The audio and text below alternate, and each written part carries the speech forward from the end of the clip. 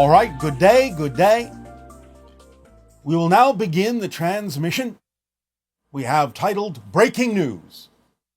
And this will be about giving you some sense, some description of some of the different versions of UFOs. And we will begin with the ones that are more physical.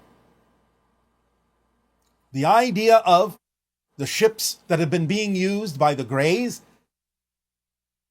and the ships that are being used by Pleiadians.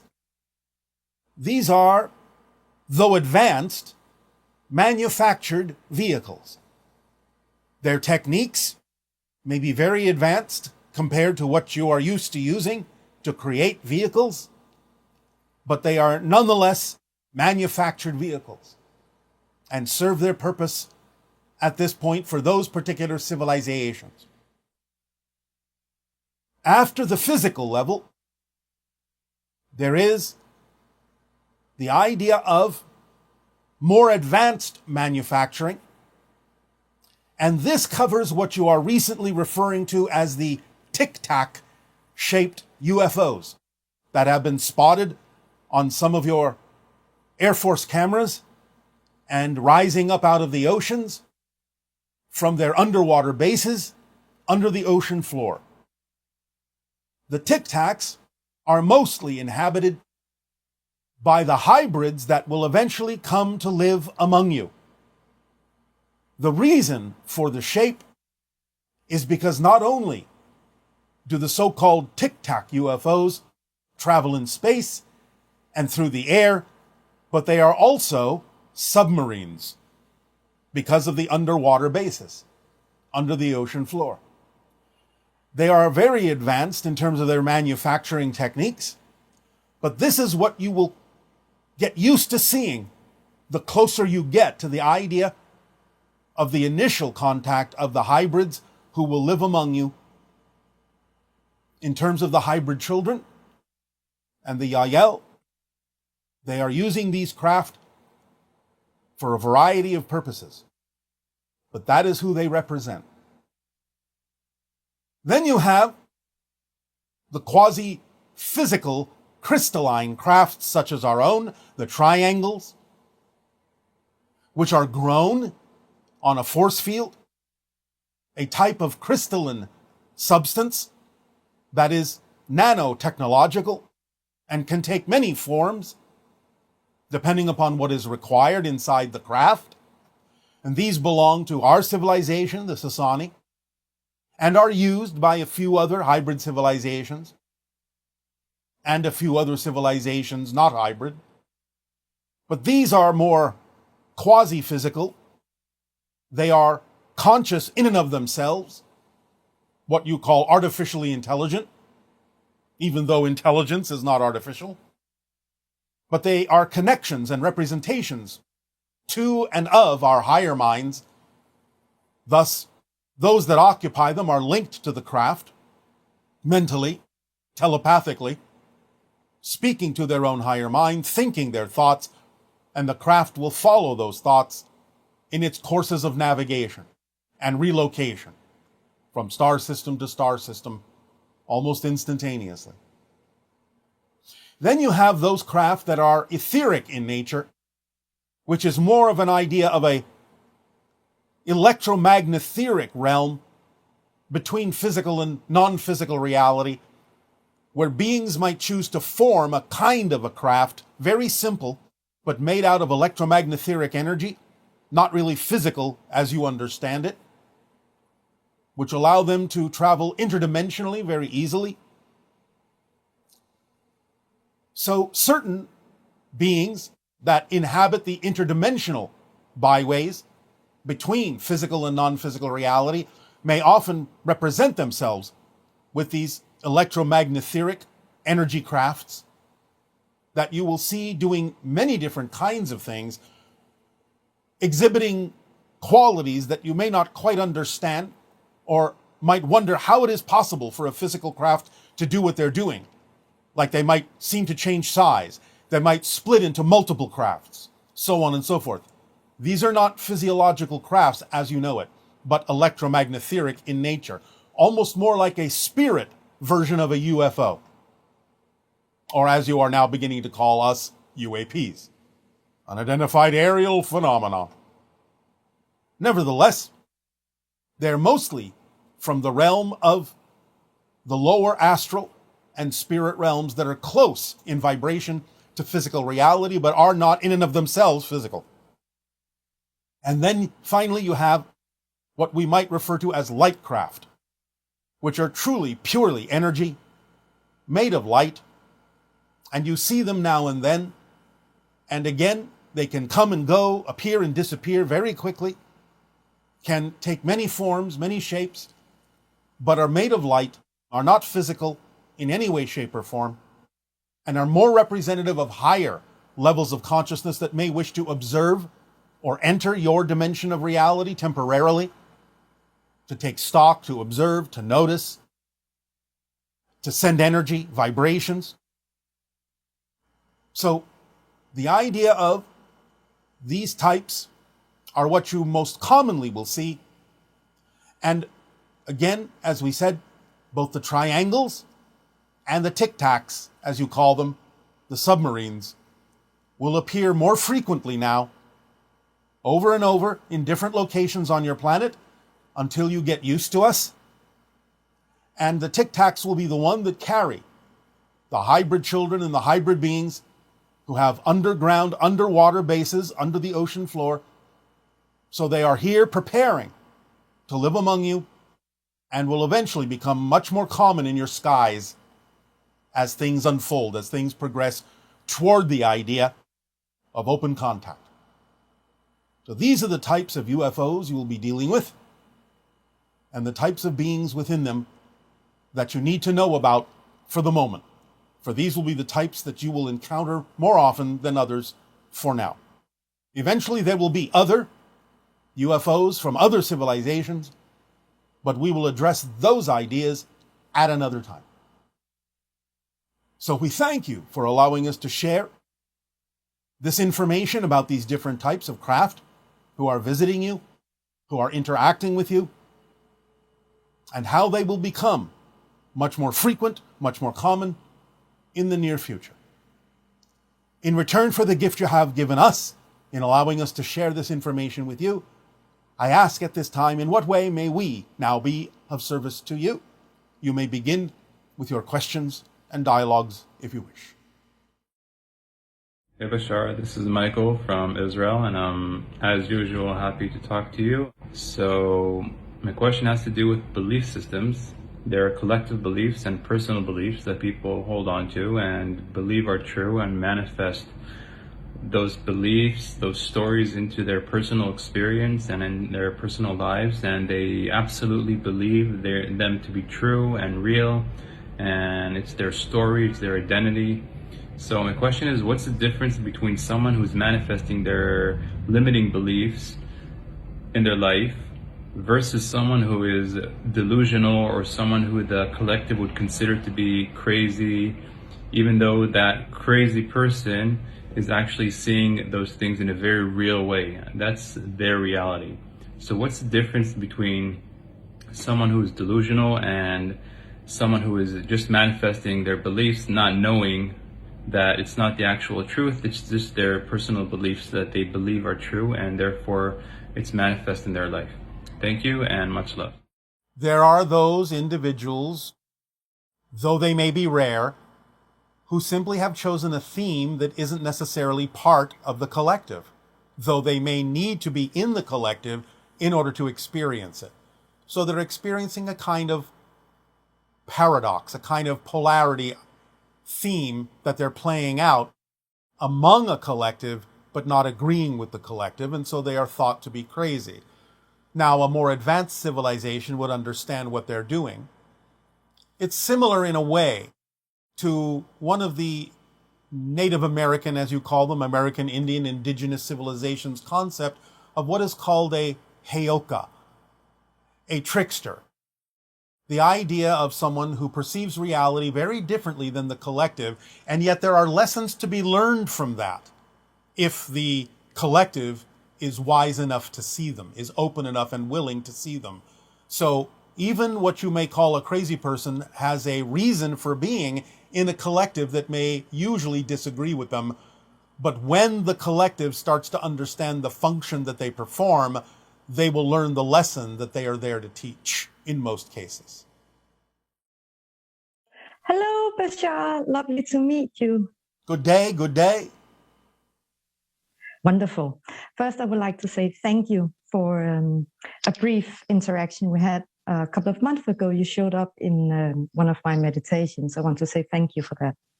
Well, all right, but you are the one that tapped into our general frequency and used us as a model for what you were interacting with. It wasn't me specifically. Okay, right. Excellent. Well, since the title of this transmission is called Breaking News, I would like to start with a question that is related to the media. Last year, a mainstream TV station in Denmark, in Copenhagen, where I reside, reached out to me and wanted to join a UFO contact event, a C5 Skywatch. And they went with me, the camera crew, and we went out to the forest and filmed some stuff. So my question is, when this program gets broadcasted, like what effect will it have on the general public here in Denmark? Every single time that kind of information is presented to your public, it adds to the layers that will allow your public to begin to accept the reality of our existence more and more and more. So every little bit helps. Every little bit adds to the overall effect of opening up to the idea that open contact with other civilizations, awareness of the existence of other civilizations other than your own, is relatively close at hand. Excellent. So looking forward to that. So we usually do it in a forest just north of Copenhagen, and I have some questions regarding that specific location. We are anchoring the contact energy there, but I would like to know if you can suggest maybe a more ideal place to do UFO contact in Copenhagen or in Denmark in general. Wherever you are attracted to be, that's where you should be. Excellent. You have to rely on your instincts and your own intuition during that process. Great. Excellent. So my next question is regarding how the preparers can collaborate more physically with the precursors, and this is very exciting. And I know following the formula, that obviously that will manifest. But do you have any suggestions for we the preparers or people in general, how we can manifest a more of a physical interaction with the precursors? You can begin by being attracted to a particular area in your cities, finding a place that is comfortable to stand or sit for a relatively long period of time, at least an hour, if not more, and just start observing the people passing by. No expectations, no insistences, don't project anything on them. Just let it be evident and obvious if and when a precursor might walk by, might show up, might notice you, and you might notice them in the unusual energy, the unusual physical appearance they may have. But again, don't second guess yourself. It's very similar to the idea of the rule of thumb for observing a UFO.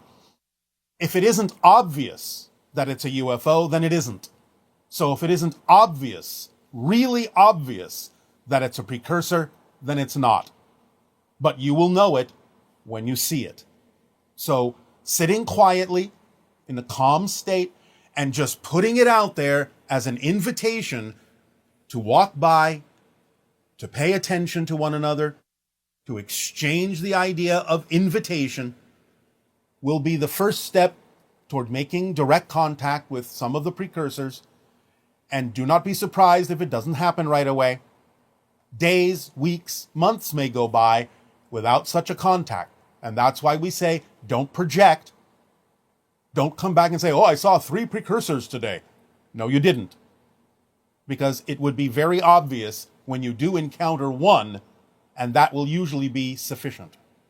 For now, single to single contact is going to be the more common form of preparer and precursor exchange They may not engage you in any dialogue.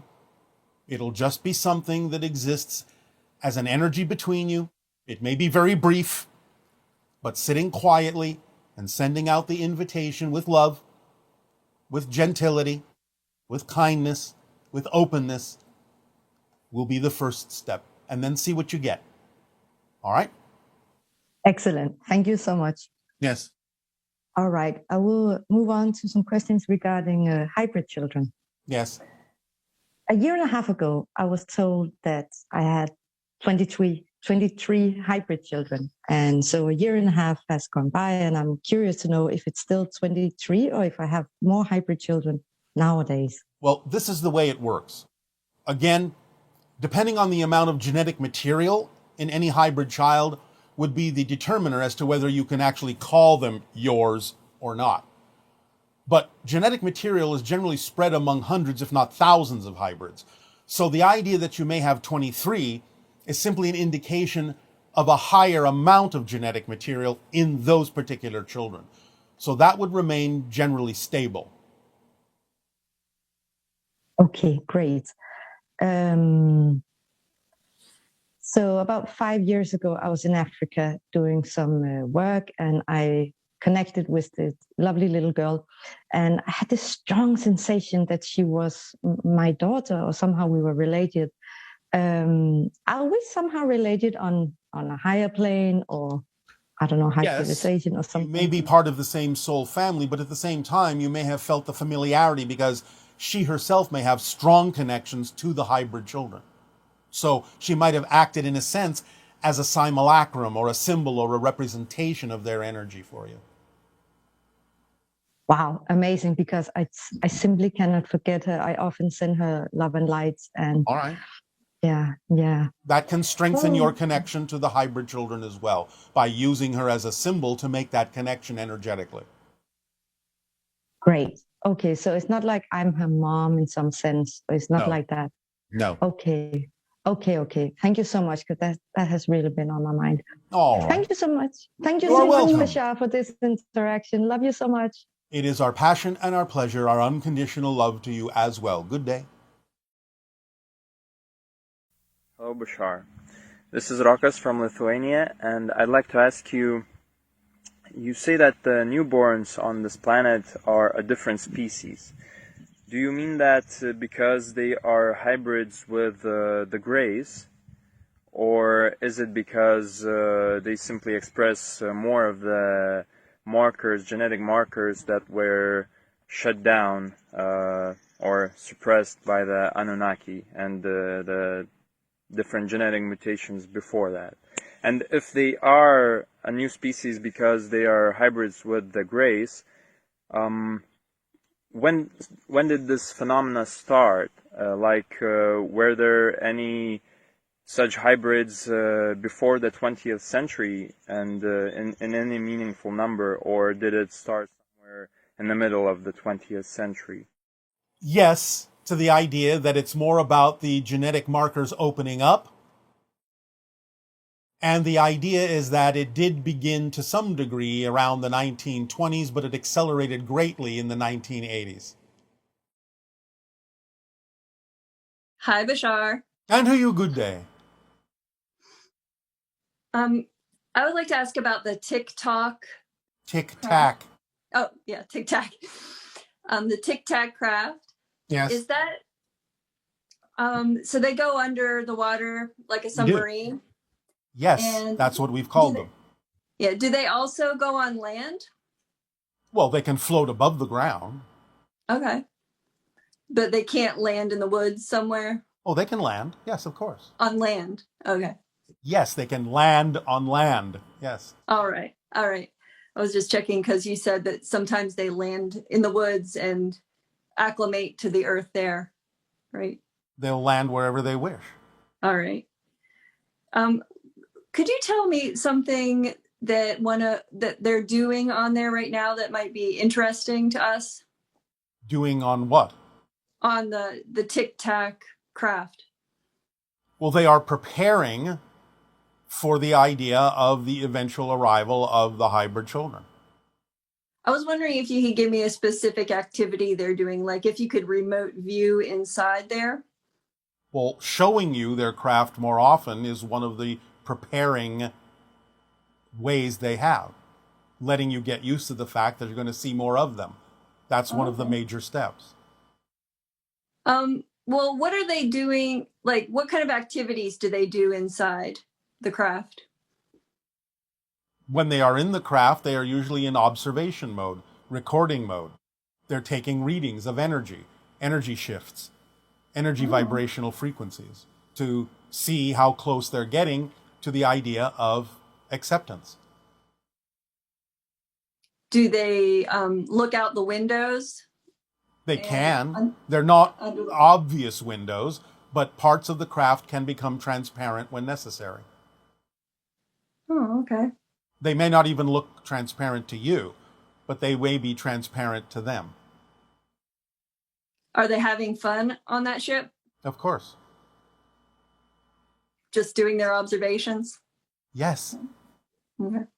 And what it is they are observing. So that's fun to them? What they wouldn't be doing it if it wasn't. All right. Now, is there any association between the hybrid children and faceted gems or diamonds and other types of gems? Well, there can be, in the sense that we've always said that the hybrid children will more often than not take names from nature. Gems are a part of nature. They are fascinated by all aspects of nature, especially because they've been living in the ships for so long. Okay. Is there any symbolic meaning of a diamond in relationship to the hybrid children? Yes. They see it symbolically, when they care to, as the perfect alignment moment when the hybrid children can live among you openly. Okay. All right. Now, with the gray timeline that most of us have parallel incarnations with, they didn't have all of these UFO sightings or extraterrestrial beings being channeled, did they? Some, but in many cases, it wasn't really amplified or focused upon in the way that your world is focusing upon it. So when we actually do have open ET contact, would you say that would be a confirmation that we've shifted from the path of destruction? Wouldn't you? Yeah, I would, but I just wanted... Okay, great. That's a good marker then. But we still... I mean, do you... Even now that we've focused on it more than they have, that's also... The ones who are focused on it will, if they choose to, continue to navigate through versions of Earth that will probably lead to open contact. So yes, in general, it doesn't mean you don't always have the choice to go in another direction, but it becomes more and more probable based on your focus now that you will continue to focus in that way and shift yourself to the world, the versions of Earth that have open contact already. Yes. Okay. Is there any one challenge that you would recommend to us that would help us shift as a collective onto a more positive timeline to transform that challenge? Yes, and that would be understanding the formula more precisely. Okay. Which aspect? The insistence on the... All of it. All of it. Understanding the formula more precisely. Yes, every aspect of it. Okay. Would that... For example, we may say, follow your passion, act on your passion. But what goes with that is what we've also explained is, what is passion? Where does it come from? And we have explained that it is the message in energy sent by the higher mind to guide you so that the sensation is translated from your physical body into the sensation of passion. That's what passion is. It's the higher mind saying, this is you. This is the next step. This is your path. So it's not only about acting on it, it's about understanding what it is and why it's important. So that understanding, that depth of understanding, and even deeper, must be held in the mind, in the understanding of the being for every single aspect. Why does it work that way? Why is that important? How does it work together as a holistic system? Okay. All those things must be understood multidimensionally in the same moment in order to use it precisely. In other words, it has to be completely within you. It has to be in your behavior. It has to be in your knowingness. It has to be, as you say poetically, in your bones. And that only comes with a deeper understanding of the different aspects. Okay, I think one of the challenges I've noticed in myself and perhaps other people is even before you get to using the formula, it's like discerning what your actual excitement is in each moment. Yes, but again, as we said, it's also understanding that that's not that difficult. It's not about overcomplicating it. It's not about having a giant career or an amazing project all the time. It's about at every moment just acting on the thing that contains even just the smallest amount of excitement or attractiveness or curiosity than any other option, and acting on that next. That's all it takes. And that's why we say you have to have a clear and precise understanding of this. Okay. Well, I look forward to exploring that more after All right. listen to this again. So all right. Thank you very much for this interaction. Thank you. I love you very much. Our unconditional love to you as well. Good day. Good day.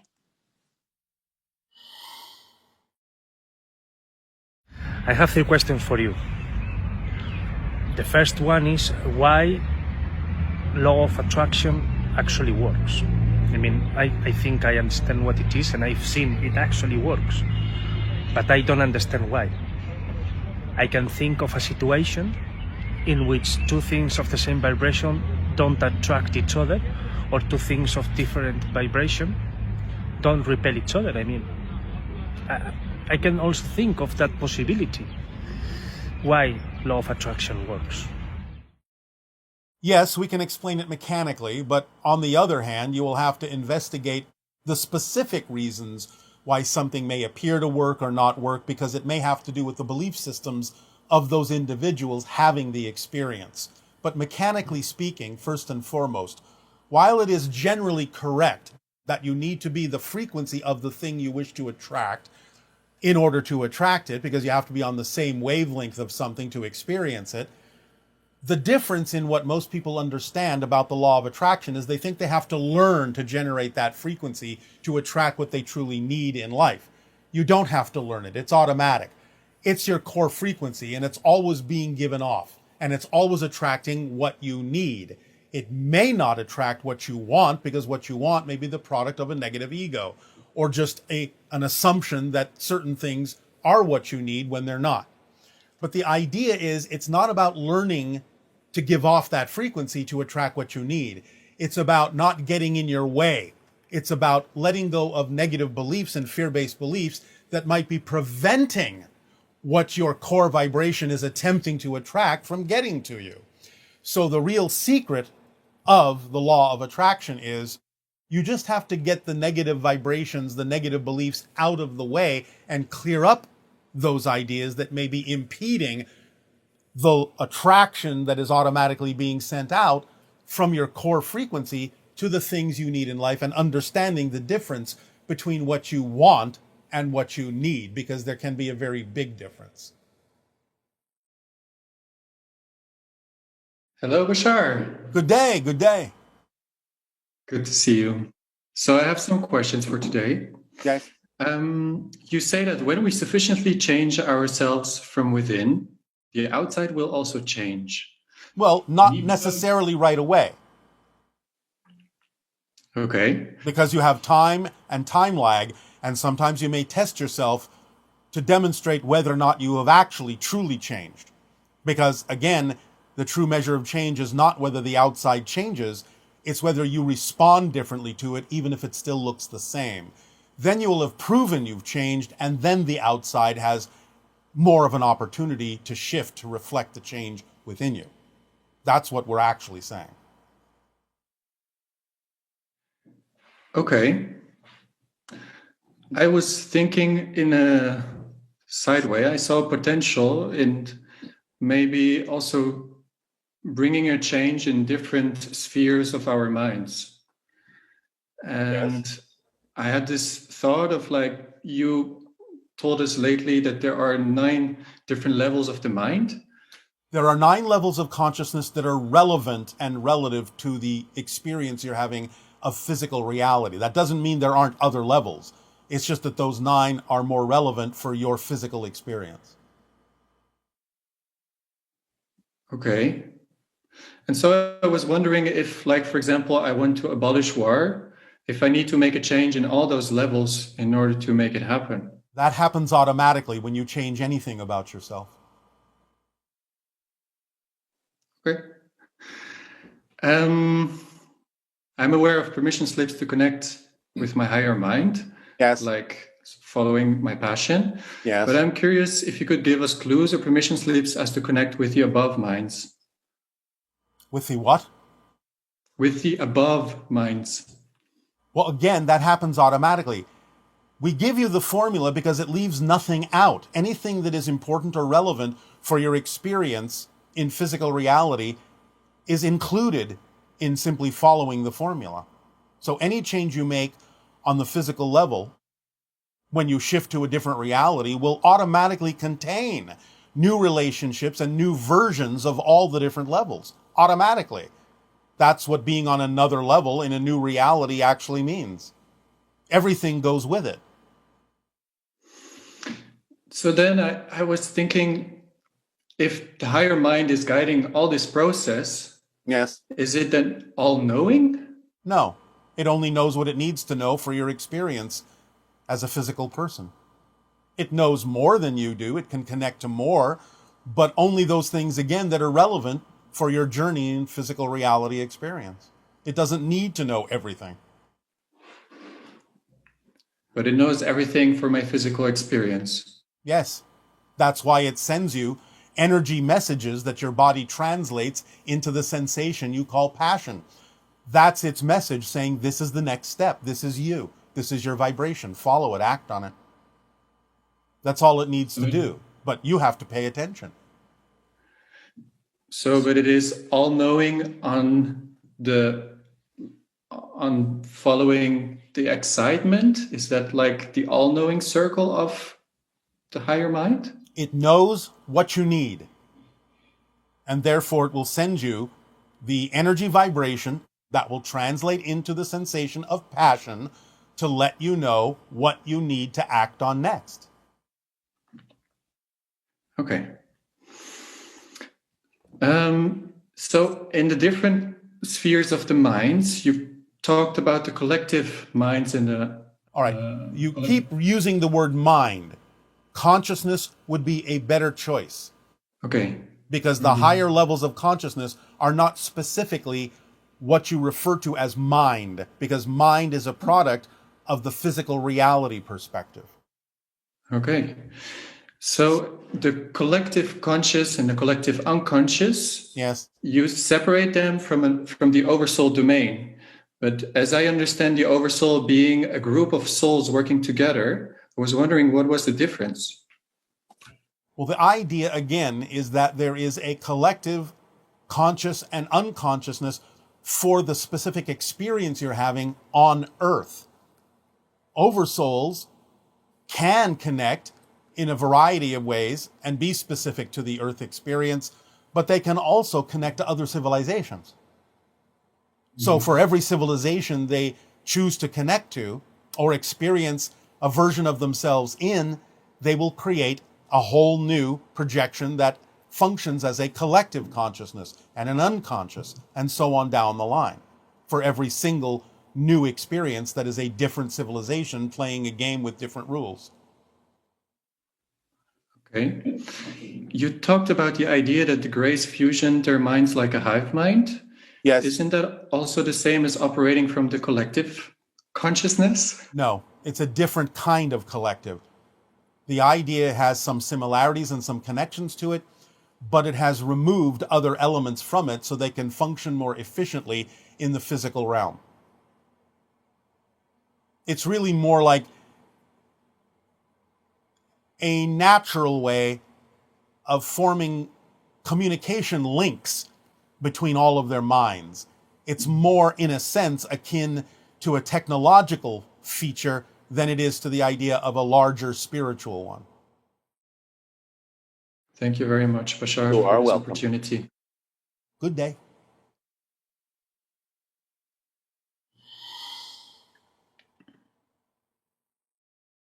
Hello, Bashar. My name is Chris from Nevada City, California, and I was wondering if you could tell us if there are any significant undiscovered planets in our solar system. And if so, when might humanity start to become more aware of them? Thank you.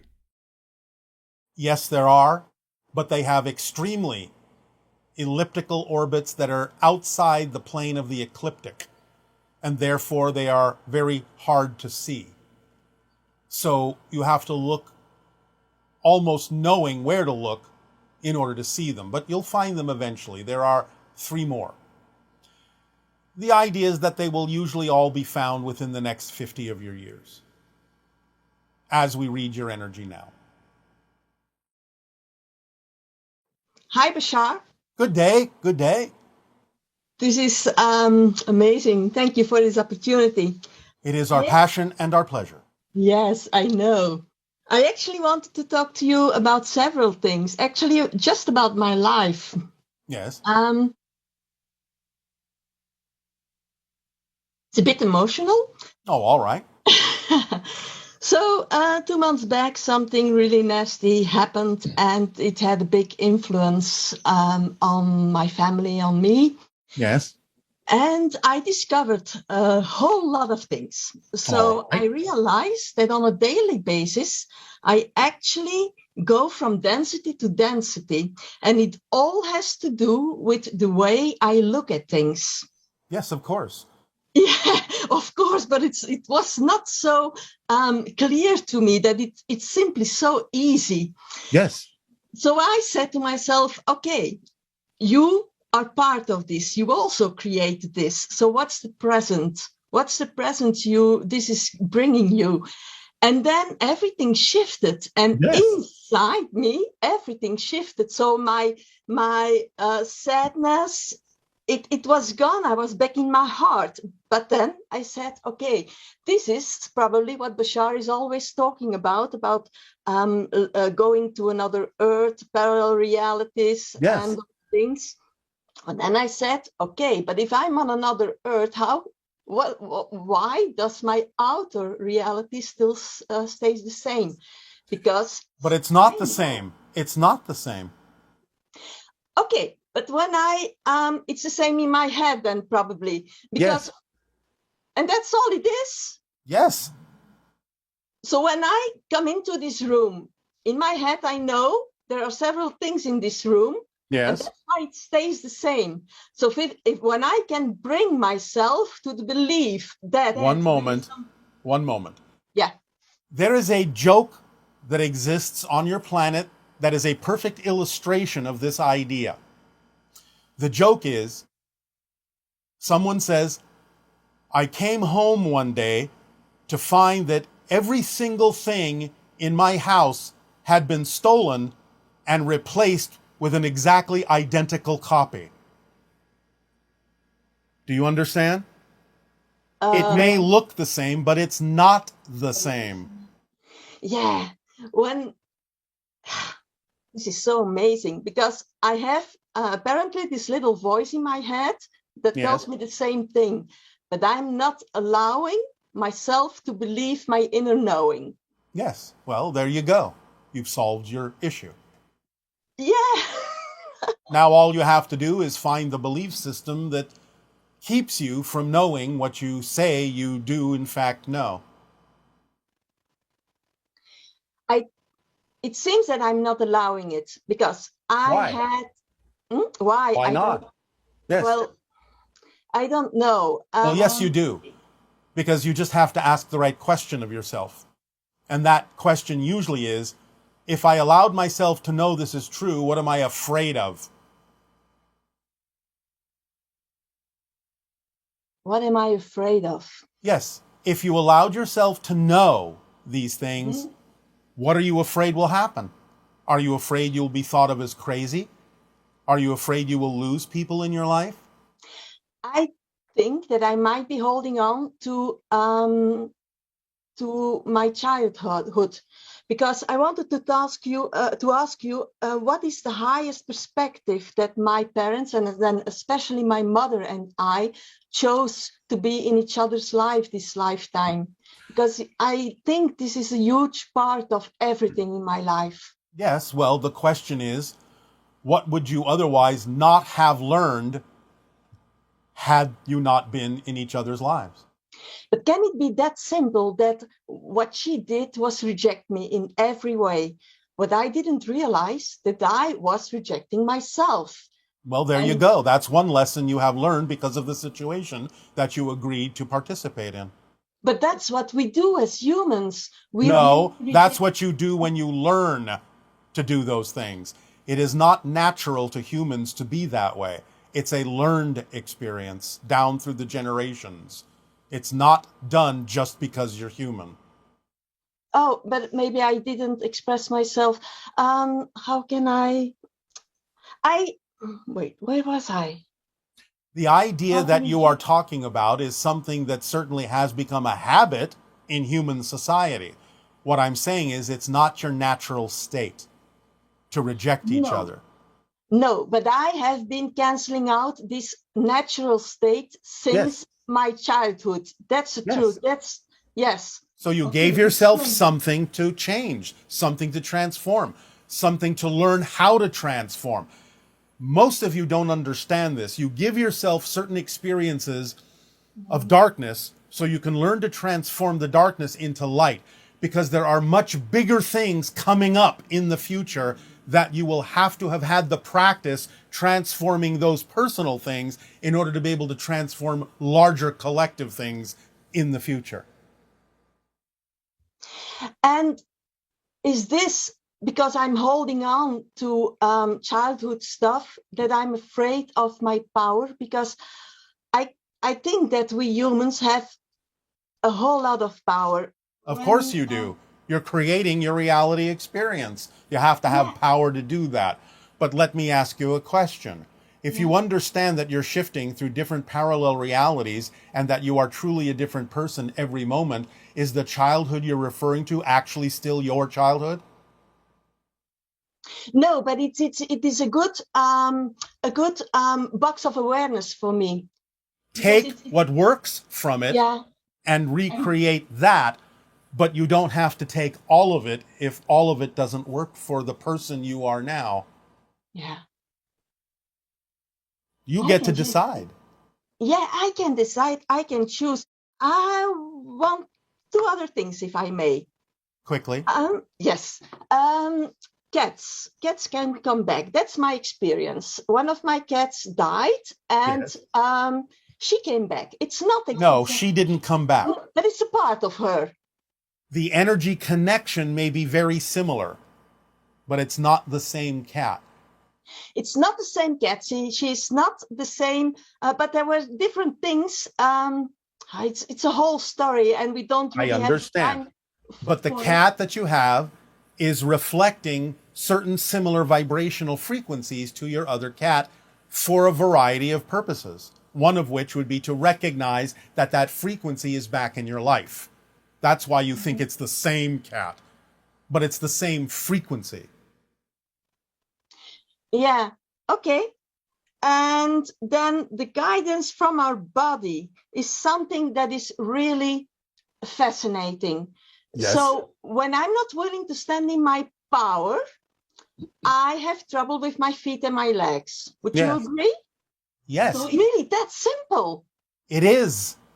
It's one of the things we have been saying for 38 years on your planet. It's simpler than you think.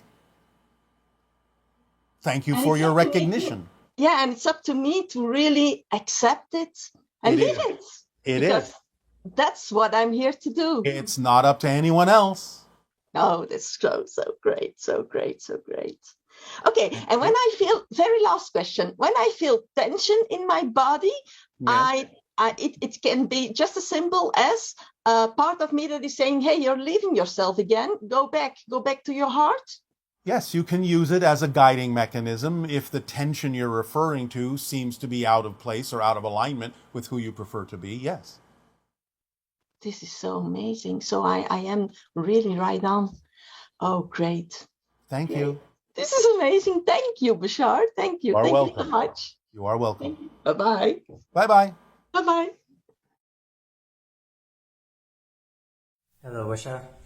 My name is Matias and I'm from Argentina.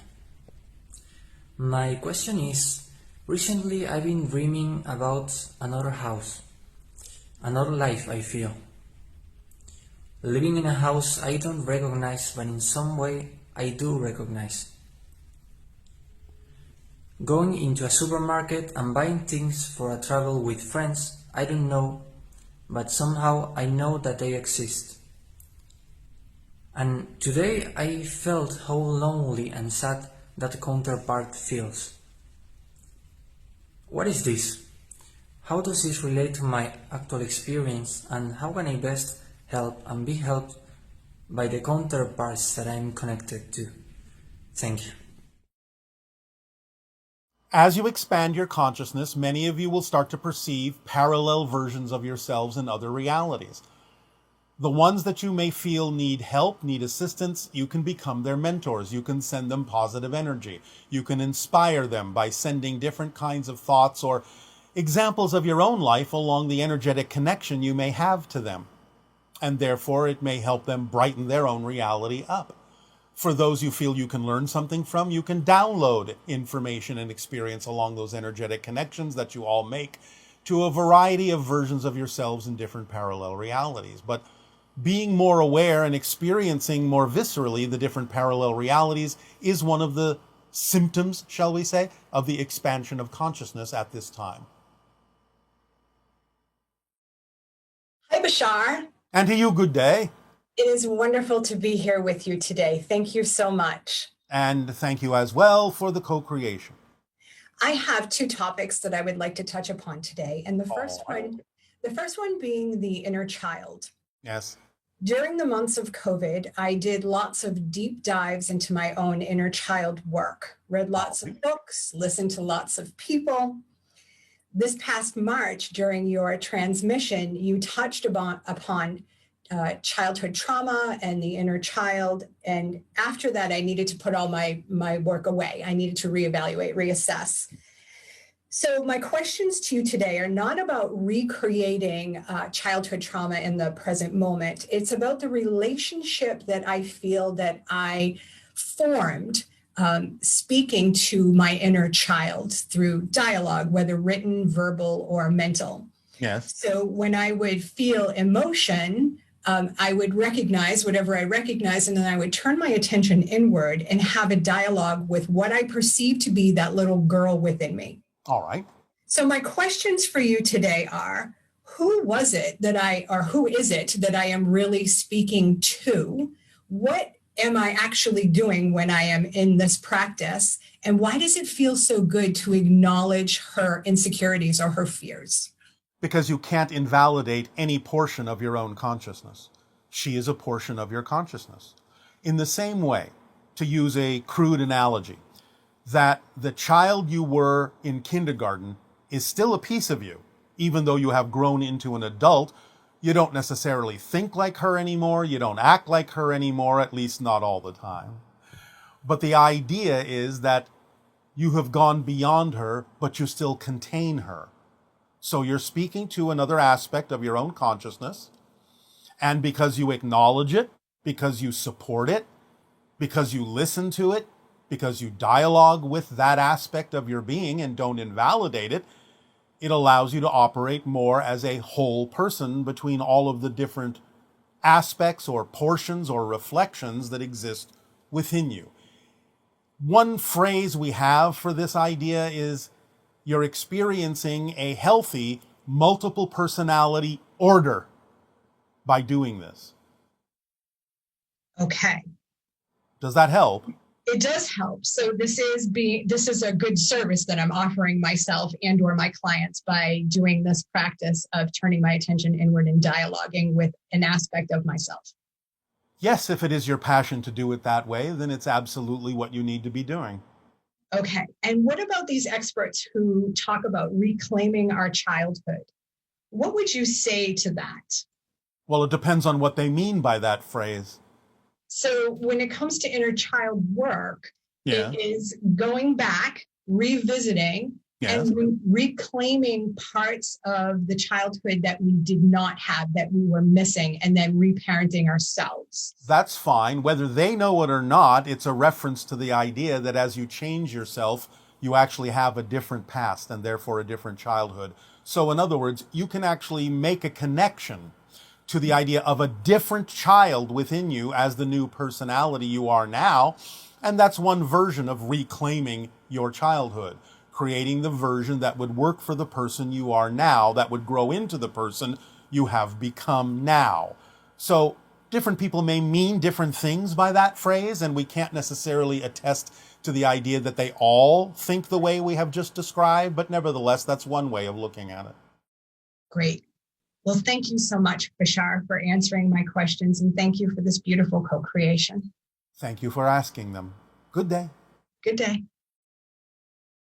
Hi Bashar, this is Rokas from Lithuania. I'd like to ask you, when we are going to go through the life review, if we choose to do that after death, will we review the history that we remember at the moment of dying, or will we review all the different histories that we have gone through and shifted through our lifetime?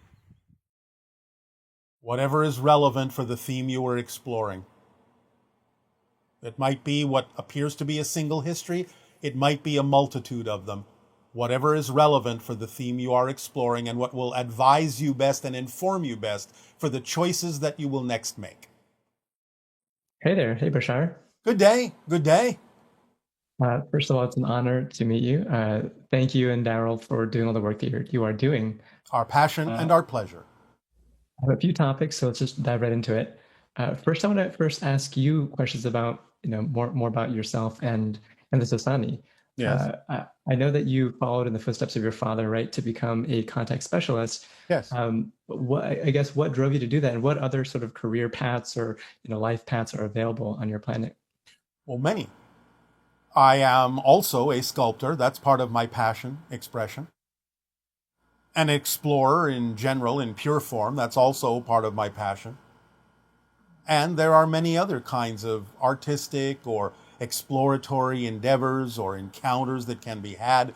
Some people are directly, literally, living among other civilizations that are not our own to learn from them in a variety of ways. In the same way that you might visit a different country and live among the people there to pick up on and understand more clearly their ways of doing things, their expression of creation. There are many things that we can do. Gotcha. So it's all really driven by sort of whatever is exciting, whatever is creative. Whatever is the key frequency of our being at any given moment, yes. You've channeled for over 30 Earth years through Daryl, and what's been your experience of that passage of time? Is it the same length, or is it more sort of, compressed?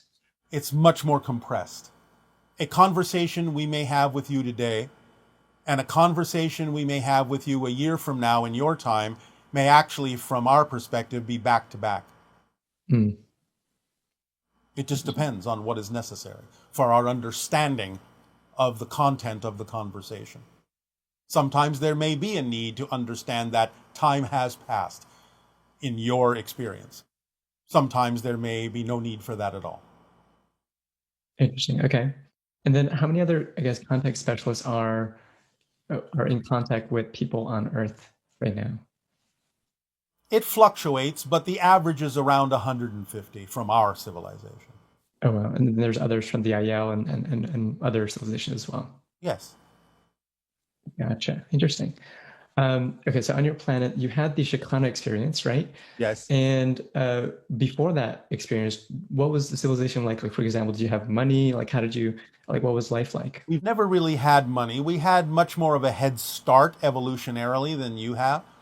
But the idea is that we still had the experience of negativity. We still had some experience of disease and separation and so on and so forth. But we got to a point where the scales were tipped by the majority of the energy focusing in a more positive direction, which then brought about the reflection of the Shakana experience for all, who at least were open and willing to experience it that way. Those that did not, those that had another path, instantly disappeared from our civilization. When you say instantly disappeared, what do you mean by that? They shifted to another reality where we could no longer perceive them. I see. Gotcha. Fascinating. Okay. Well, I guess on that thread, let's talk about the Earth's transition that we're in right now. So it's really exciting to hear there's going to be more crafts and things like that. Yes. Are there any particular places you'd recommend people gather or go to? Wherever you are attracted to, although we have already said that Joshua Tree area is very important energetically as a vortex that has to do with the crossing and passage of many different civilizations, or let's just say it's a major traffic line. Gotcha. Okay, that makes sense. Okay, so what about sort of the role of technology on Earth? So right now we have tools like this that allow us to create sort of a shared connection and empathy, but we have also other technology that creates more separation. Yes. So is it better for us to use these tools as sort of a stepping stone to build that ability for intuitive connection? Or is it better just drop the whole technology and just focus on those more intuitive? Different people will do it in different ways. There's no one right way to do it. Different people will do it in different ways. Depends on how they relate to the idea. Gotcha. Okay. And then we're also dealing with climate change. And you mentioned previously that spreading particles of gold is sort of one method. Why is that something that would actually help? Because it reflects the idea of sunlight back out into space and lowers the temperature of the planet. Gotcha. And it's also inert and lasts essentially forever. It doesn't decay. That makes sense. And so is that the same reason that the Anu people originally came to Earth? Yes. Were they also dealing with that sort of similar style of climate change? Even worse. Interesting. Okay, interesting. Okay, so another topic, parallel incarnations. So you've shared that there are souls and then oversouls and then oversouls and so on.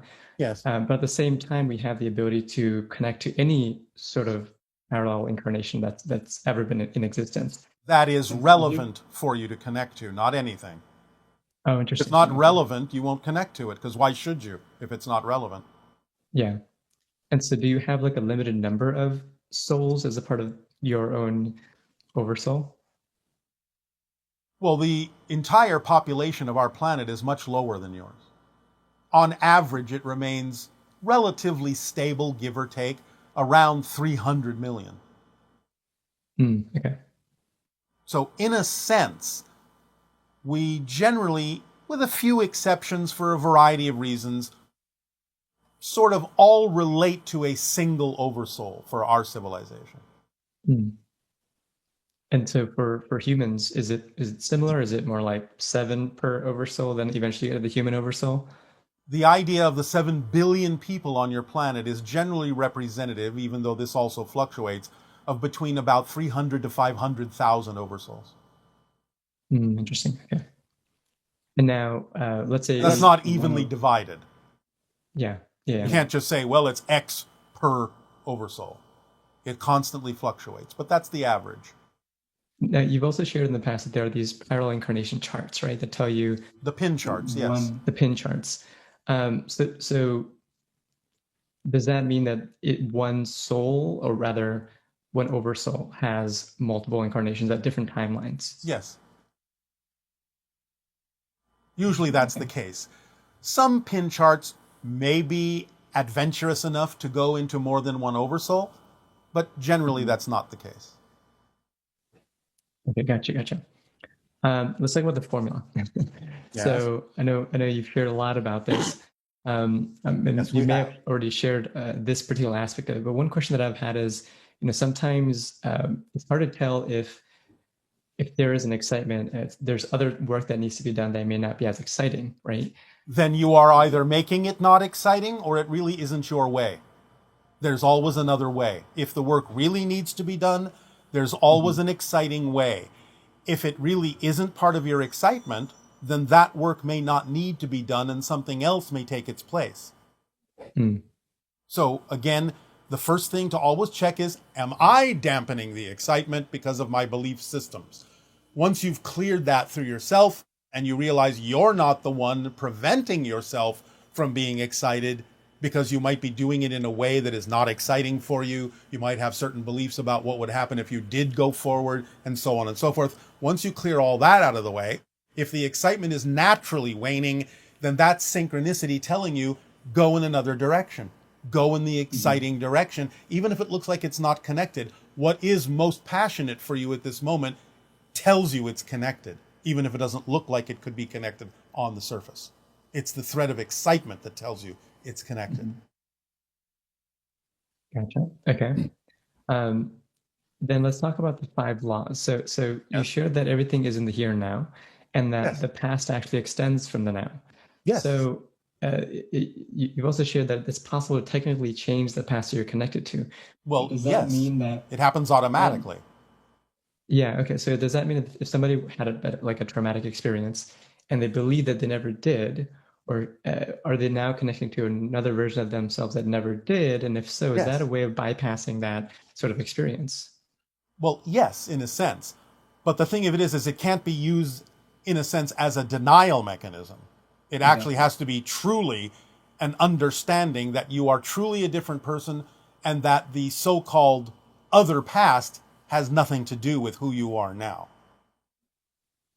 It can't just be used as a denial or a glossing over mechanism. Oh, well, I'm different, so now I have to pay attention to the fact that I'm still creating all these negative beliefs based on the idea of an experience that happened in childhood. Can't be that. Can't ignore what you're creating in the moment. But if you're truly changing, this is what we often refer to as the 13th step. You really have a deep experiential understanding that you are a new person. And many times when you really understand and experience that you are a new person, though there may be some reasons to still refer to the past belonging to the other person, that quote unquote you used to be, very often when you really are a new person, there's nothing to remember because it doesn't relate to you anymore. That's gonna be my next question. So if you are truly that new person, you don't even remember being that old person. In many cases, correct. And so in a way, as you're growing, you may not even be aware that you're growing. Well, you'll be aware in some sense, but it may not be that way. You'll always have some sense of measure of change, but it may not be that particular technique that you use. Interesting. Okay. That's very fascinating. And then my last question is, when folks are doing meditation, when they're doing something like Vipassana, we're able to get into these more expanded states of being. Yes. What exactly is that? And then what do you mean, what exactly is that? You're aligning with more of yourselves, more of the parallel realities, more of creation. You're expanding your consciousness to be more aware of the connections you already have. It's a meditation technique. It's a permission slip like anything else. Some people will find it valuable and some people will find other things. Gotcha. Awesome. All right. Awesome. Yeah. Thank you so much. Thank you. Good day. Good day.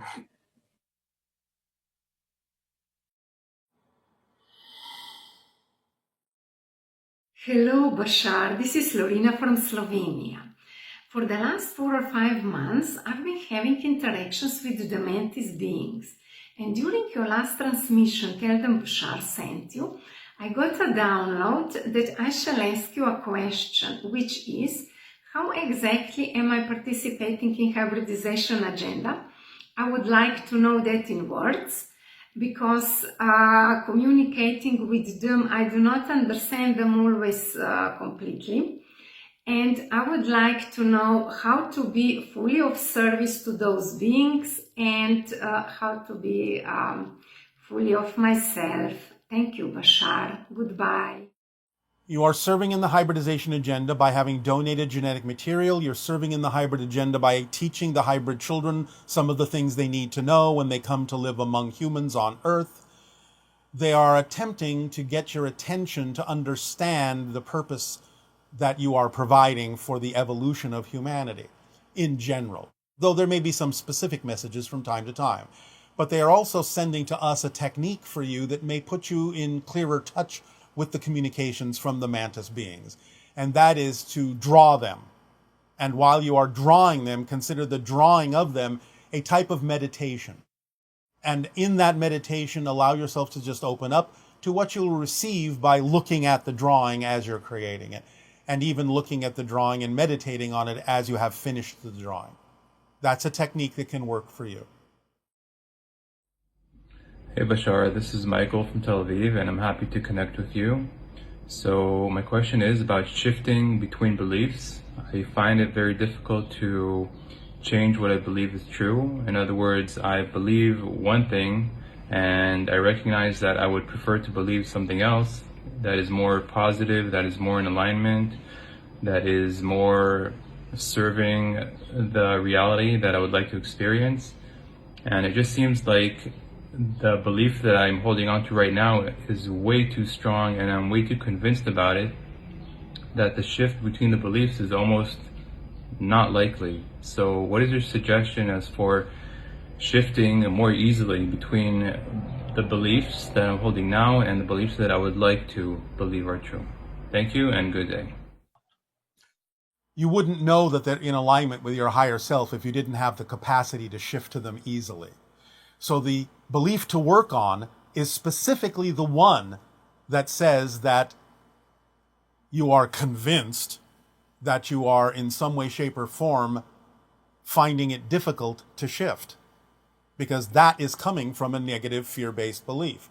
So focus on why you give your power over to the very concept of being easily able to shift and unable to shift.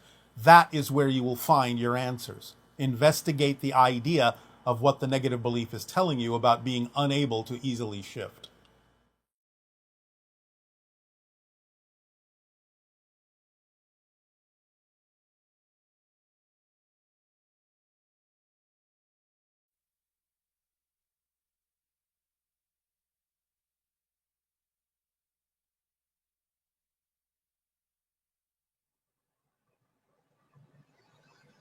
Hello, Tadeo. Nania. We have many, many questions from our viewers today. All right. The first question is about the idea of things like global conspiracies, shadow government, financial master plans, etc. The idea that government or financial powers that are secretly guiding everything in this long-term controlled way. Is there stuff like that actually going on that needs to be revealed and processed and sorted out? Or is it more of a conspiracy rabbit hole that some people go down, but not something that necessarily applies to collective consensus reality? To some degree, some of the idea of these conspiracies does exist, because people on your planet that are negatively oriented will attempt to dominate certain aspects of your society. But they are not necessarily to the degree that many people think. Many people, because of their fear-based beliefs, will blow this completely out of proportion, even though some of them are based in some degree of fact. But again, not to the degree that they may think. The idea, of course, in general, is that the greatest aspect of any such thing you might call a conspiracy is to get the people to believe that those that are behind the conspiracy actually have more power than they do. That is the first so-called principle of creating domination, is to make people believe that you're more powerful than you are. that you are more far-ranging than you have the capability of being. So if you diminish a lot of the conspiracies anywhere from 1/2 to about 1/3 of what you believe them to be, you will have a little bit more of an accurate assessment of the actual scope of any such endeavor. Although not all conspiracies exist, even though you may be made to believe that they do, but some do. And what is the consequence of choosing to go down a rabbit hole where you focus so intensely on conspiracy theories and become so distrustful of any authority or governmental, body? Well, we would think that would be clear. What you focus on, especially in the fear-based realities, will be what your reality becomes. So in terms of the splitting prism and the different trains leaving the station, if you're strongly focused on conspiracy theories, what kind of a reality is that going to take you to? Is it going to put you on a train that is in a direction that you probably don't really prefer? Yes. Okay. And do you have any suggestions for how individuals who have become enmeshed in conspiracy theories can liberate themselves from their fearful perspective? They might be able to be told that they are being manipulated, they are being used, they are being, as you say, conned in many cases, but whether or not they choose to listen to those ideas is completely up to them. It may be possible that people that are too deeply involved in the idea of fear-based theories may not necessarily anymore have the ability to come out of them, but some of them might. It just depends on how they are approached. If they are approached with compassion and love, because they do, perhaps, in their mind have legitimate fears, but very often the legitimate fears that are being played upon by those that are attempting to manipulate them are not even really what they say the fears are. Usually the fears are much deeper and more basic than the things themselves that they believe to be true, that are false. So it actually is about negative and positive beliefs. And sort of the idea that if you have a negative belief that's in your consciousness and you focus on it and you think that you can play with it without getting drawn too deeply into a negative vibration, is that correct, that at some point you will find that it's more and more difficult to escape the negative consequences of a negative belief that you're engaging with? In general, yes. Any strongly held, continuously held belief system will create a kind of momentum or inertia that will make it more challenging eventually to change. That's the nature, again, of the belief, but primarily the negative ones, because the positive beliefs always contain an issue of freedom, an issue of ability to change, whereas the negative ones don't.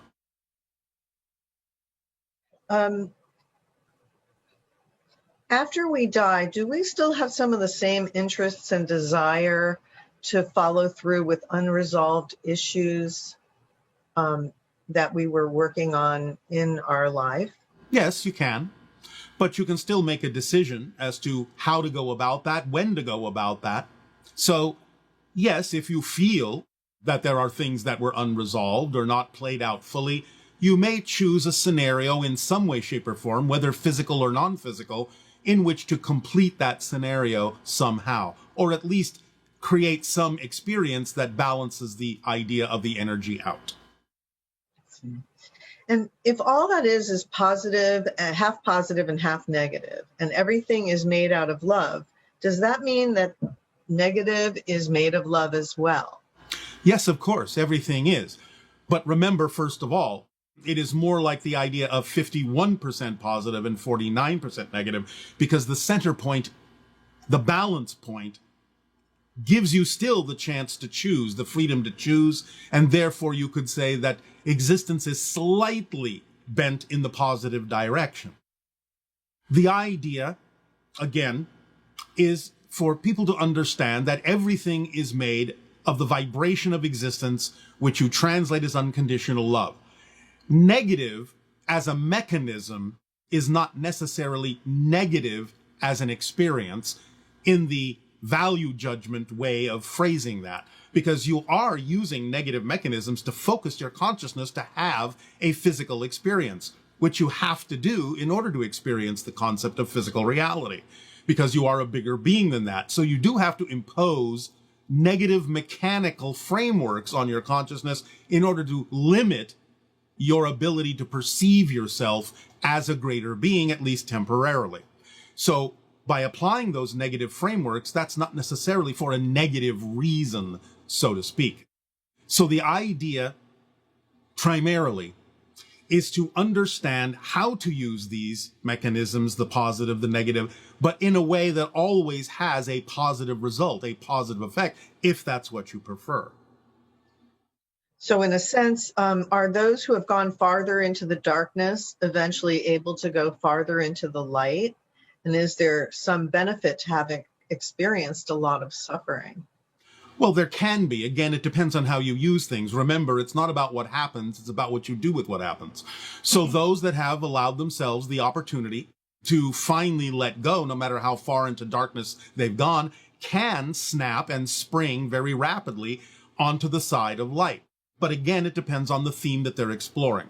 Of course, ultimately, when you go into spirit, you will realize these things, and therefore you will have more freedom to recognize why you chose what you chose and how to utilize it to propel yourself in the direction that you prefer. So the things that we're talking about here, not that positive and negative don't exist on every level, but they're experienced very differently as physical reality. And therefore, when you stop being physical, you do have a little bit more insight and a little bit more freedom, a broader range of point of view with which to examine and assess what you did in the physical reality. And therefore, you have more freedom to use it in the way that you prefer to. And you've taught us that in order to clear a negative belief, we have to ask, what would I have to believe is true in order to feel this way? Generally, yes. Or the alternative question, if I did in fact move forward in the way I say I prefer to, what am I afraid will happen? For most people on your planet, that will usually reveal the negative belief. Okay.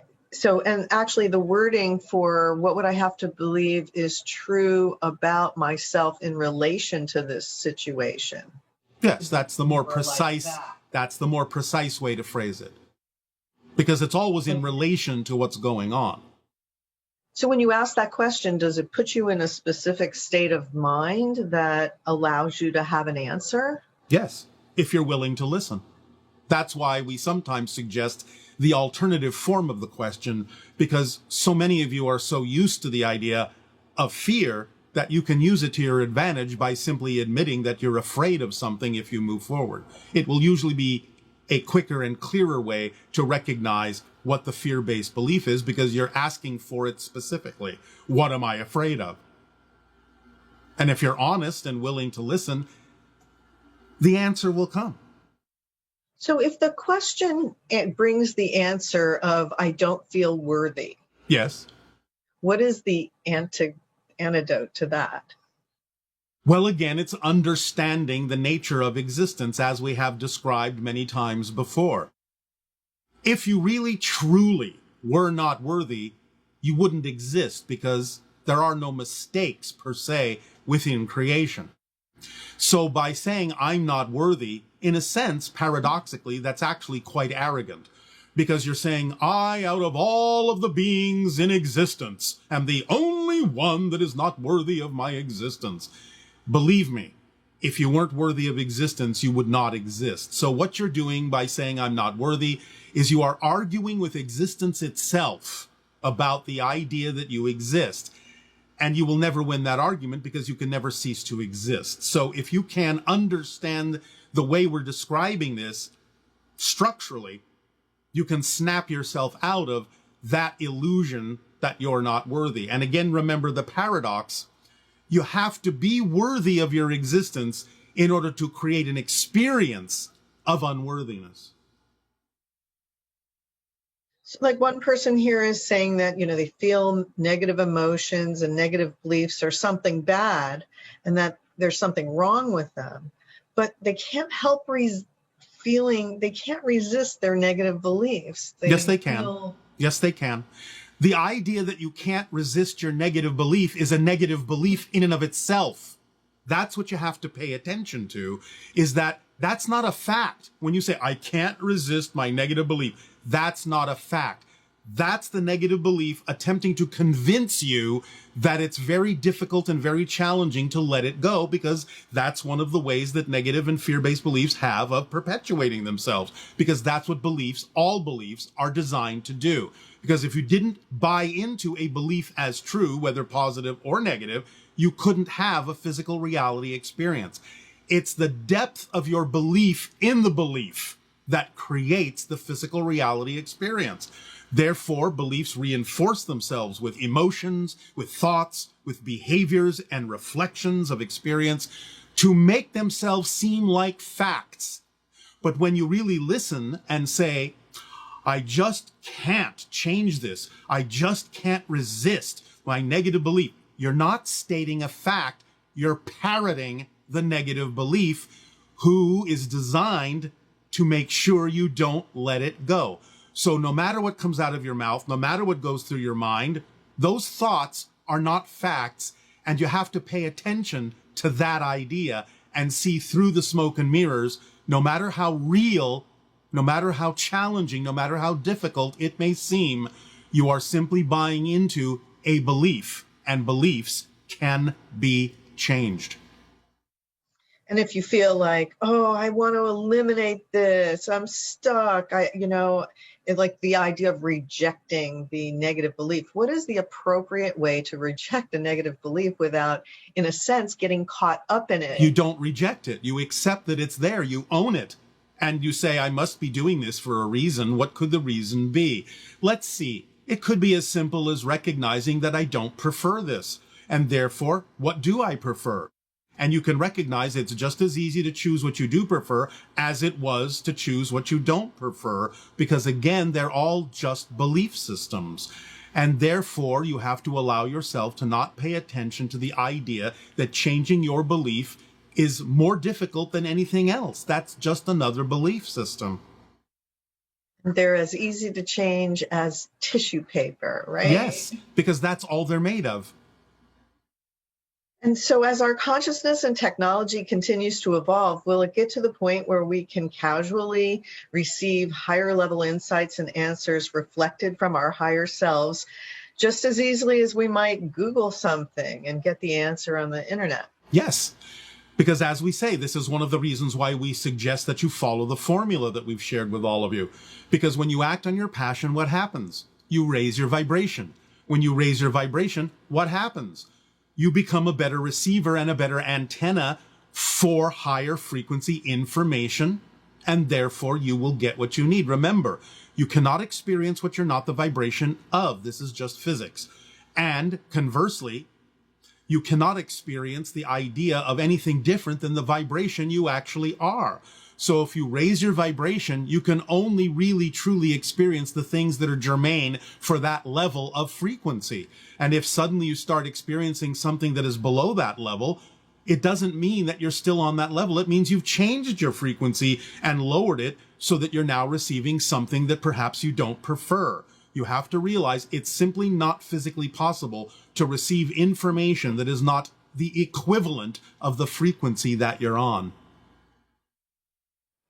And can you speak about the potential to course correct in our physical reality experience? Because you've often talked about missing an appointment. And if you miss an appointment, is everything thrown off, or does it course correct? Not necessarily. You have many, many opportunities to course correct, and that's what life guides you through. In other words, when you get a reflection of something you don't prefer, that's an opportunity for course correction, because you can examine it, you can see it, you can find the belief that generated it, and you can change it. And that's course correction. Another format of course correction are the two positive modes of synchronicity that happen automatically when you're acting on your passion. Everything is synchronicity. There is true negative synchronicity, which spirals you downward and is the product of your fear-based beliefs. But there is also what we now are calling a traffic light version of synchronicity, where there is a synchronicity that is the green light that says, here's an opportunity that you are able to move forward on, so please act on it. And there is the red light synchronicity that says, right now, this is not the step for you. We will not allow you to be able to go further with this. And that should be your guiding mechanism to understand that that's not correct right now. As long as you're not the one dampening the excitement, if it's naturally waning, that's the red light synchronicity saying, stop, this isn't your path.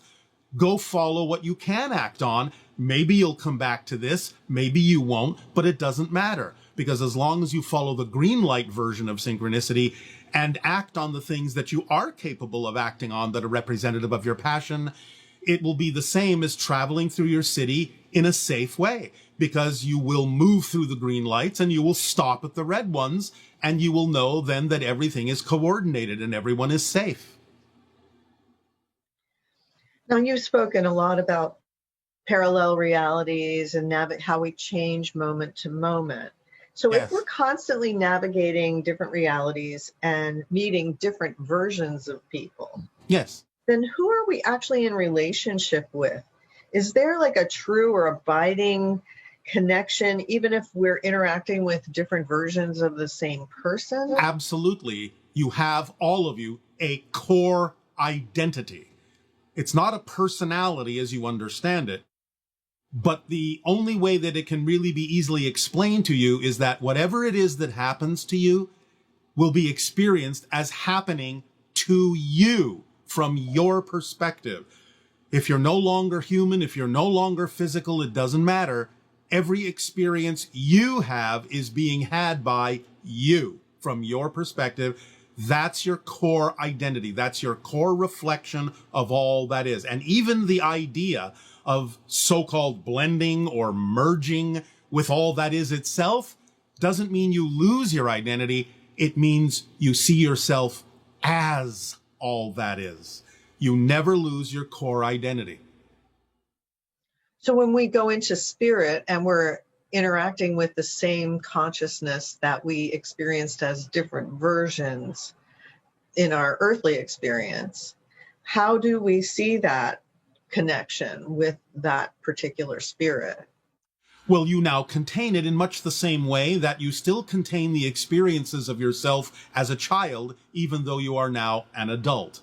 So the things you learned in kindergarten, you may have recreated them now in your present to retain whatever you felt was important.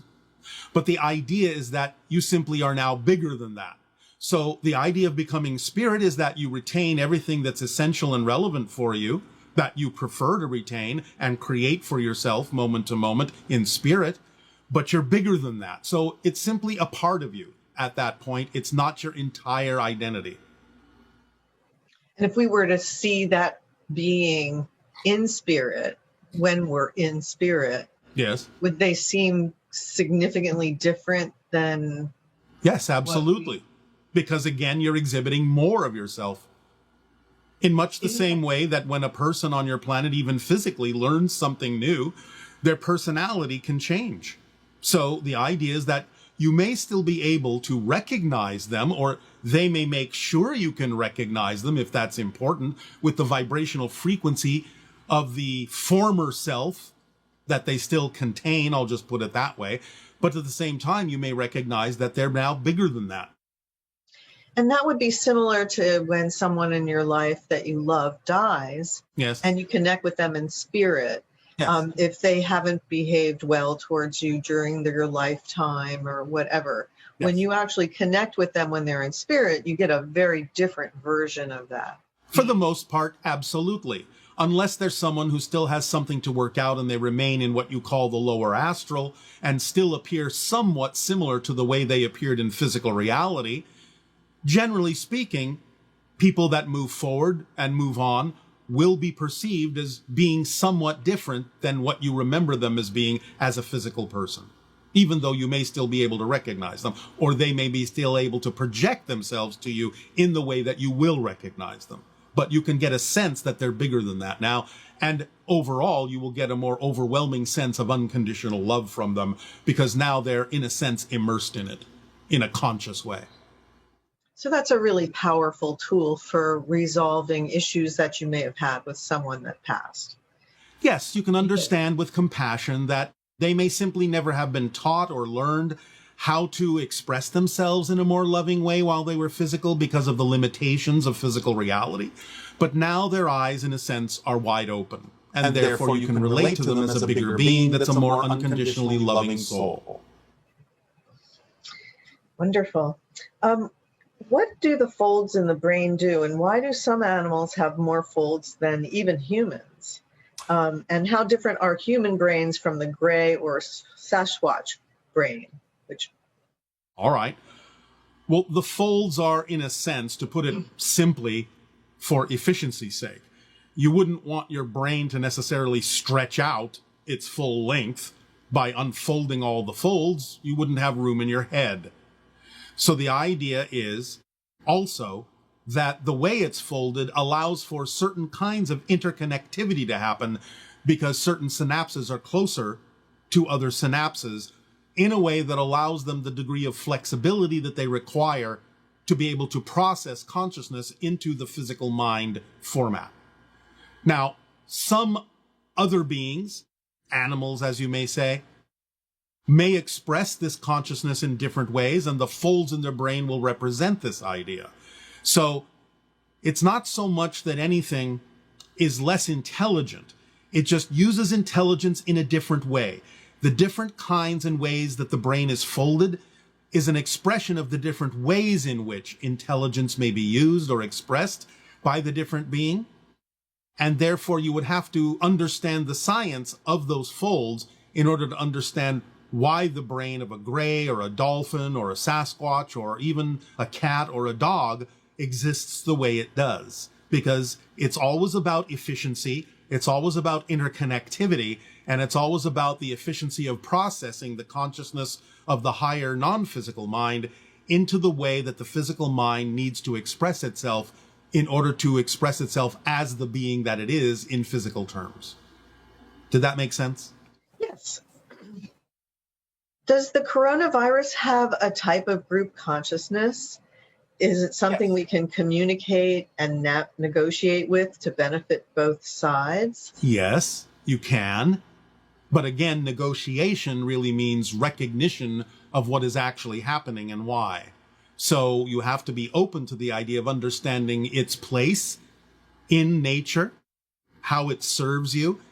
Even though it may seem to be a very negative thing, it is definitely one of the guiding mechanisms that exists in nature, as we mentioned before about guiding systems, because the idea is that it is a guiding mechanism along with many other forms of life as to when you may be out of balance with nature. Right. And so when we're dealing with viruses and bacteria, isn't that also part of the idea that physical reality is an illusion? It is something that disappears in a sense? Yes, it's part of it. It's not the whole thing, but it's part of it. In other words, as we have said before, the way you actually know that physical reality isn't real is that things deteriorate in it. Because real reality, quote unquote, doesn't deteriorate. You've also said that dolphins are animals that represent the higher mind of humans. Well, it's similar to the idea. First of all, they use more of their brain or express more than you think you do in a different way. So they seem to see broadly. They have telepathic capabilities and are connected to many things more consciously than many people on your planet are. And in that sense, they're kind of a miniature model of the way your higher mind functions for you.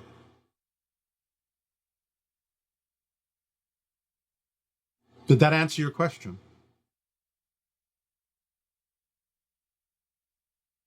Have you technologically lost your connection? Are you there? Yes. Yes, I'm here. All right. Can you hear me? Yes. Did you receive the last answer? Yes, I did. All right. So we were talking about, is there a symbolic reason why bats tend to carry deadly viruses that affect humans? because bats echolocate and so do dolphins. Yes, but bats represent something very different to many people, both positive and negative. Remember that the dolphin, in a sense, is limited to the ocean, but the bats can fly. Therefore, they can transmit over farther distances, whether positive or negative. They are freer to reach different areas of your planet.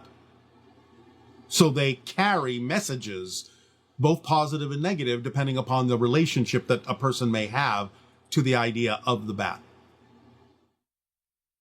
So the fact that bats are associated with the coronavirus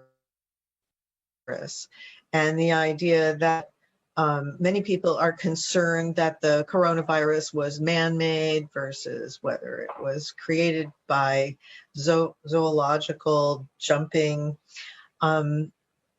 is the idea that if you're concerned about how the virus got to us, is that the correct way to focus on this? Or is it better to look at it through a different lens and not be fixated on whether it came from humans or it came from bats?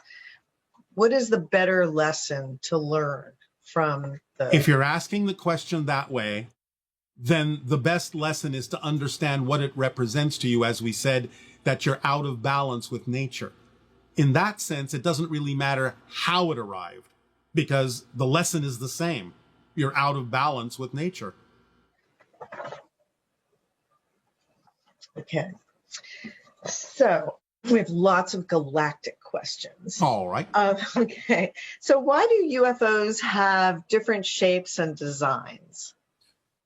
Well, as we said in the monologue, it serves different purposes, and it can be the result of different manufacturing techniques.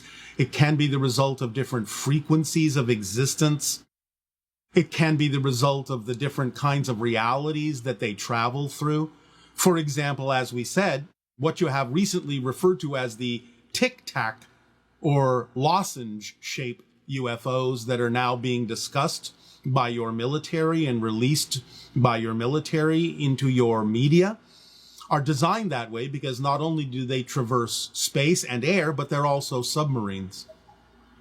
Many of their bases are under the ocean. And therefore, the design was chosen to be effective in a similar way to the way you design your submarines, to be less resistant a shape in different formats, different media. Can you tell us more about the different shapes that are related to different species? Well, there are the typical saucers of the Greys and the different kinds of saucers of beings like the Pleiadians. Ours, being triangular, are grown like a crystal, and therefore they take on some of the attributes that occur when crystals grow. The idea also, of course, of those that are less physical are able to be more flexible in terms of interdimensional beings that can create a temporary form of ship that you may see as a light that can change shape or split into many parts and so on and so forth, exhibiting more quasi-physical or less physical attributes. So it just really depends on what reality they exist in as to what you usually see as their vehicle that is relevant for them to travel in. And one person was saying how they showed their 4- and 6-year-old a picture of you, and they said it looked kind of creepy because the eyes were so dark, but I'm not sure if they were seeing actually a picture of a hybrid, because a hybrid has whites in their eyes. Yes, although our pupils are so large, sometimes you may not be completely aware of the fact. But nevertheless, there are versions of hybrids that do have all black eyes. And then the kids said, oh, after a while they thought, well, they look kind of cute. So do you We think so. What? We think so. So how can you prepare children, or are they naturally prepared to be able to accept the visuals of extraterrestrials more than perhaps our generations here? To some degree, they are more prepared because they are a different species themselves, more hybridized in a sense. But it is also up to the adults to make sure they're not taught to be afraid. Right. More information that comes out is an opportunity to educate children into the reality of what's going on, that they're not alone, there are other extraterrestrial species that exist, and to allow them to get used to that idea growing up will prepare them better than the last generation.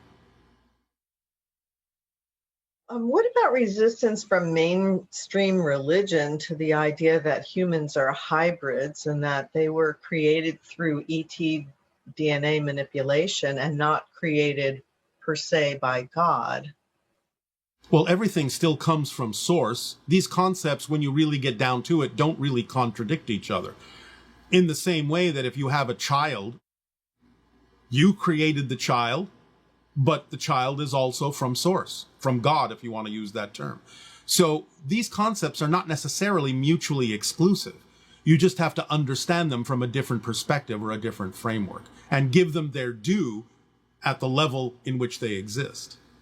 Because the existence of extraterrestrials and the hybridization of humanity is simply one of the ways that exists within God, if you want to use that term, for things to evolve. People may talk about the idea of the so-called difference between evolution and intelligent design, but really, in a sense, evolution is an intelligent design.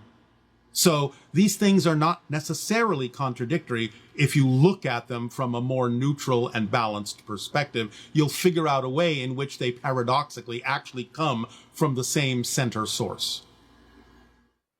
And I guess genetic manipulation is a way that intelligent creation actually uses it, like they use us as tool, not they. Well, no. It's Remember that on a different level, you've agreed to this form of transformation because it's part of the Earth's evolution in becoming the sixth hybrid race. You all jumped on that ride, whether you remember it or not. Right. Can you tell us more about the role that AI is going to play in our future? I think, did you ever say that you were partially artificial intelligence? Or... I am not, but we use artificial intelligence, although again, that's not exactly how we would frame it, because intelligence is not artificial. But the idea that we understand you may create what appears to be an artificial device through which to communicate with higher intelligence, that's more the way we would frame our experience of it. Because again, as an example, our spacecraft are representative of a physicalized form of our own higher minds, and we communicate telepathically with it because we are already connected. You will discover the same thing as best as we can perceive in your energy, because when you create a device through which real consciousness and real intelligence can express itself, the intelligence of the higher mind and the cosmos, you will realize eventually that you are in fact talking to your higher mind and talking to the intelligence of existence. So it's really just about creating a device that's sophisticated enough to allow the intelligence to express itself in a way that makes sense to you. And the orbs that surround your planet. Yes. They help stabilize the idea of the momentum that we have created to make it even more challenging to not be capable of choosing something that does not serve us.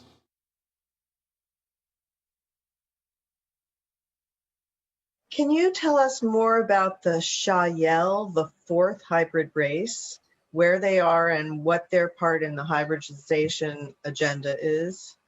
It is from the Shayel that the precursors come. The precursors are those that are born off planet in that hybrid civilization that may now and then walk among you to see if you can tell that they walk among you, to see if you can feel the vibration of otherness that comes from them, to see how used to their vibration you may already be or not, to help gauge when it is appropriate for open contact to begin. That is the job, the duty of the Shayel. And the Yael will be the first hybrid race to make open contact with us, as far as I understand. Most likely, yes. But not the first race to have open contact with us. No. Can you tell us who the first races will be to have open contact with us? Well, you've already had some individual open contact with the idea of the Pleiadians, the idea of many indigenous tribes on your planet, particularly the Maya, is representative of an ongoing contact that has been going on for hundreds, if not thousands of years. It's just that most of you don't know these things are happening yet.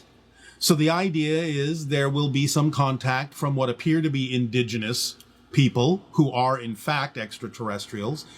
There will continue to expand the idea of the contact of the Pleiadians.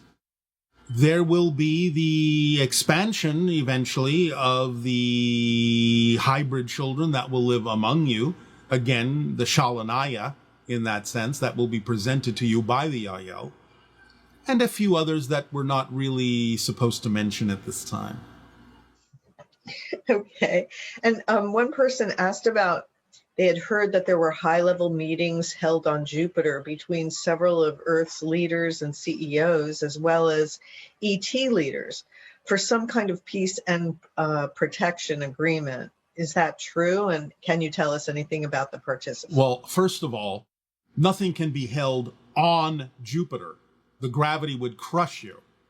And it's also a gas giant planet. There's no solid surface until you go so deep within the core of the planet that, again, the gravity would crush you. Now, there have been extraterrestrial bases on some of Jupiter's moons. There have been some sporadic communications that have been received by humanity on Earth from those that have established bases on the moons of Jupiter, and some of that did involve the idea of exploring open engagement. But that's as far as it's gotten. It has been paraphrased into this concept, a little bit blown out of proportion, a little bit exaggerated, as meetings on Jupiter. That's an extremely oversimplified understanding. It's a symbolic representation of some of the communications that have sporadically occurred between extraterrestrials on bases on Jupiter's moons with some humans who are attempting to find ways to open up the idea of open contact for your people. Now, when you say meetings or communications between those on the moon and here, does that mean that the humans were transported to the moon or something? Or does it mean that? I mean literal communications by some artificial means, either radio waves or something else that is beyond that, that your people, a few of them, have been allowed to receive through devices they were given some time ago. So this, you've mentioned that there were some extraterrestrial contact with Eisenhower. Yes. I believe. Is there anything more you can tell us about that so we can understand that in the context of this discussion? Well, a little bit different. It took place obviously at a different time, under different conditions, with different beings such as the Greys and the hybrids that existed at the time, and a few other races. But the idea is, again, you were given the offer of open contact at that time, and your established government decided that it wouldn't necessarily be to the benefit of society at that time. However, a plan was created for the eventual release of that information and a plan for open contact, but to some degree, to go back to the idea of your conspiracy theories, that plan was usurped by some who allowed themselves to grab power and who sequestered the information for the interests of maintaining the power for themselves, and therefore the plan was not eventually followed. So did he physically see? I mean, was this like a physical meeting where he was standing in the room with Greys? Well, standing on the tarmac. It took place at a base. But the frequency levels were matching close enough that this could happen without psychotic shock? For the beings at the time that were involved, close enough. And distance was still kept. So is that kind of contact available to other humans now that we've raised our vibration? And To some degree, yes. To some degree, yes. But again, remember, this was another time and another place with a different energy, a different frequency going on, and distance was still kept so that the energetic fields of the bodies wouldn't interact directly to the degree that would cause a problem. Because if the grays don't exist anymore. Well, they are on their way out, evolutionarily speaking. But the grays are a different issue. Because the grays used to be human. So was it the grays that had contact? There was some grays and some early hybrids, but they were designed specifically for the purpose of those interactions. So they are not the hybrids you might meet today. Okay. And yet still precautions were taken. We recently heard about Essassani activity in the Middle East like several thousand years ago. About 1,000 or so, yes. It had to do with the Sasani Empire of that time. Yes. Did they have interaction with humans on Earth? And not directly, no. But they were seen from time to time, and they were considered, again, the idea of gods, which is why certain people were named after them, and why that name was given to the empire that was created by the descendants of the ones who were given the name of the god, that they thought was the god's name, but was simply the name of our society. So do the Essassani now have interactions with humans other than this interaction through Daryl and you? Only remotely, in the same way that you're experiencing it now. Okay. So is it possible for other humans to channel other Essassani beings other than yourself, since the only person that you come through is Daryl? It is possible for others to connect to the Sasani vibration and bring through information in a similar fashion to what you're seeing here, but they will not bring my personal identity through. Okay, and what's the difference between ETs and angels? Angels, in a sense, euphemistically speaking, are the first reflection of all that is. ETs are simply beings that come from other planets. Angels are non-physical beings, higher dimensional beings, the first reflection of God, so to speak. The first shift in frequency from the all that is, as a reflection of all that is. Do you understand? Yes. Will the ETs, when we have open contact, will they share technology with us that helps us clean up our oceans, fix our planet basically from the destruction that we're experiencing? To some degree, yes, but the point is that you must begin to do that yourselves to show that you are ready for such things. We're not here to save you. We're here to help you. So you must begin those processes on your own for us to know that you're committed to those processes, and then we can help you. We can upgrade what you're doing. But we're not going to do it for you. Can you tell us a little more about how the Greys destroyed their planet, and is it essentially the same thing that we're seeing now on Earth? You are seeing the beginnings on your planet of what they did to theirs, but theirs went much farther into destruction. Many ecological systems completely collapsed. The pollution and the technology could not correct it. Many different things went awry, as you may say. They lost the ability to reproduce. Your reproductive rates are already going down right now. So you're beginning that particular idea, but there's still time for you to not necessarily go as far as they had to go with it.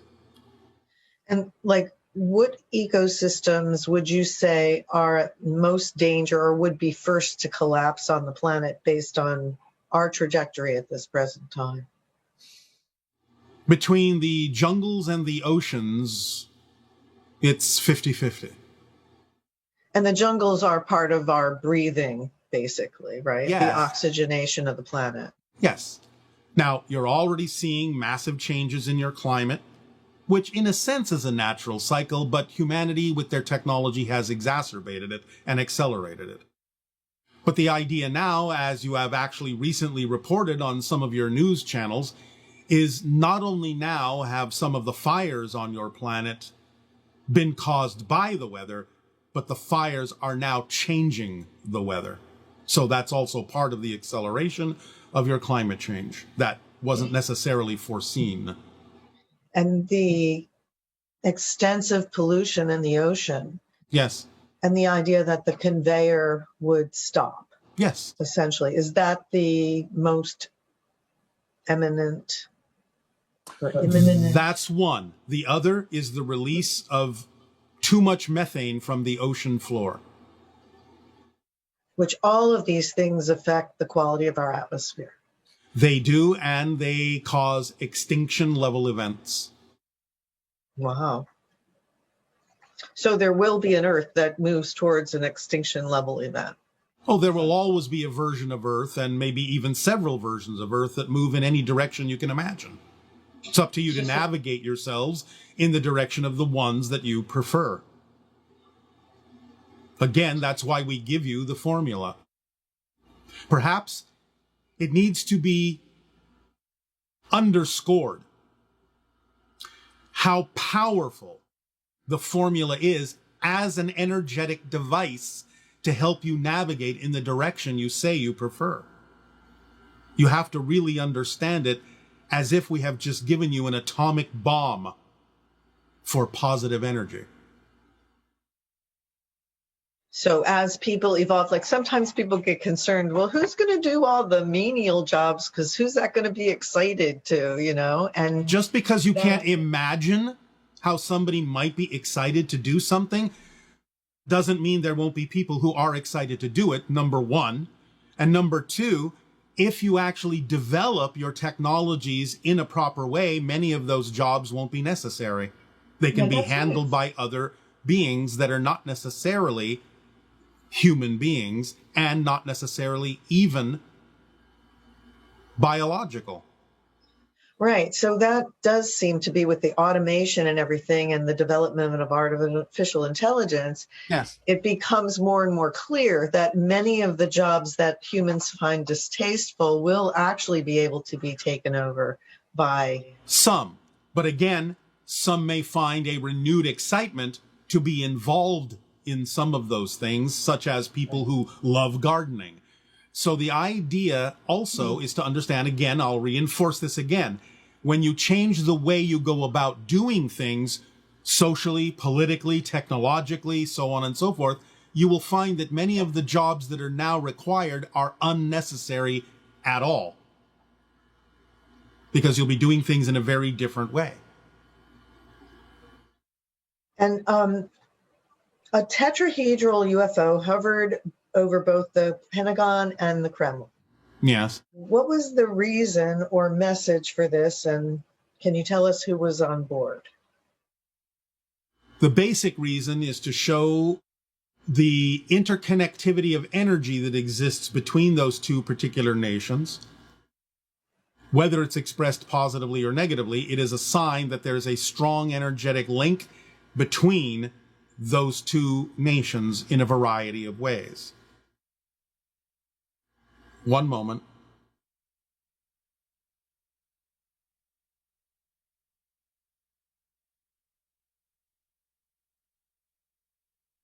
We are being told that we cannot reveal the identity yet. Okay. When you land on our planet, what will be the procedure? Will you land near Daryl and then have a TV interview? No. The channel may be present when I land my ship. But with regard to the idea of the Sasani initiating open contact with Earth, it's going to happen in a very different way. Oh, do tell. No.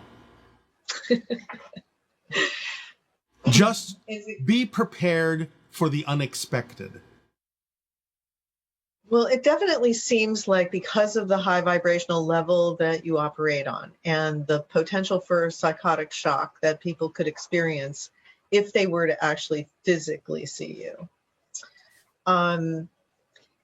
Is it more likely that these kinds of interactions will happen telepathically in a sense, or when a person is in an altered state and they're at a higher vibrational That level? will be part of the beginning, but remember when we said that many actual interactions take place in a slightly altered version or frequency of physical reality? Yes. It's going to happen, it's going to feel at first a little bit more like a dream. But it will be real.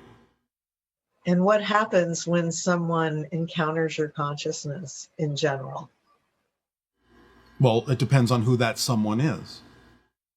Well, clearly they would have to be of higher vibrational state to be able to have the encounter at all. Or altered enough that they can handle it, which is what I'm saying, is you may find that the actual beginnings of open contact with my civilization and a few others will take place in an altered state that may feel like a dream and then slowly over time start to crystallize into something more familiar to you as physical reality. And the impact on the individuals that have contact with you? It will open up their ability to be inspired by higher frequency information tenfold. It will be life-changing, I would assume. Absolutely. You will never be the same again. I think many of us aren't the same again even now. This is true, but this will be a magnitude beyond what you can imagine right now. You will start to break down the concept of physical reality in a very particular way and start to perceive things more multidimensionally in a very particular way. So you will rub off on us in a sense. Yes. And can you tell us something about your parents and siblings? And are any of them involved in the current Earth Contact program? Well, we've already mentioned the idea that our father is a teacher of first contact specialists, and so he is very involved in that sense.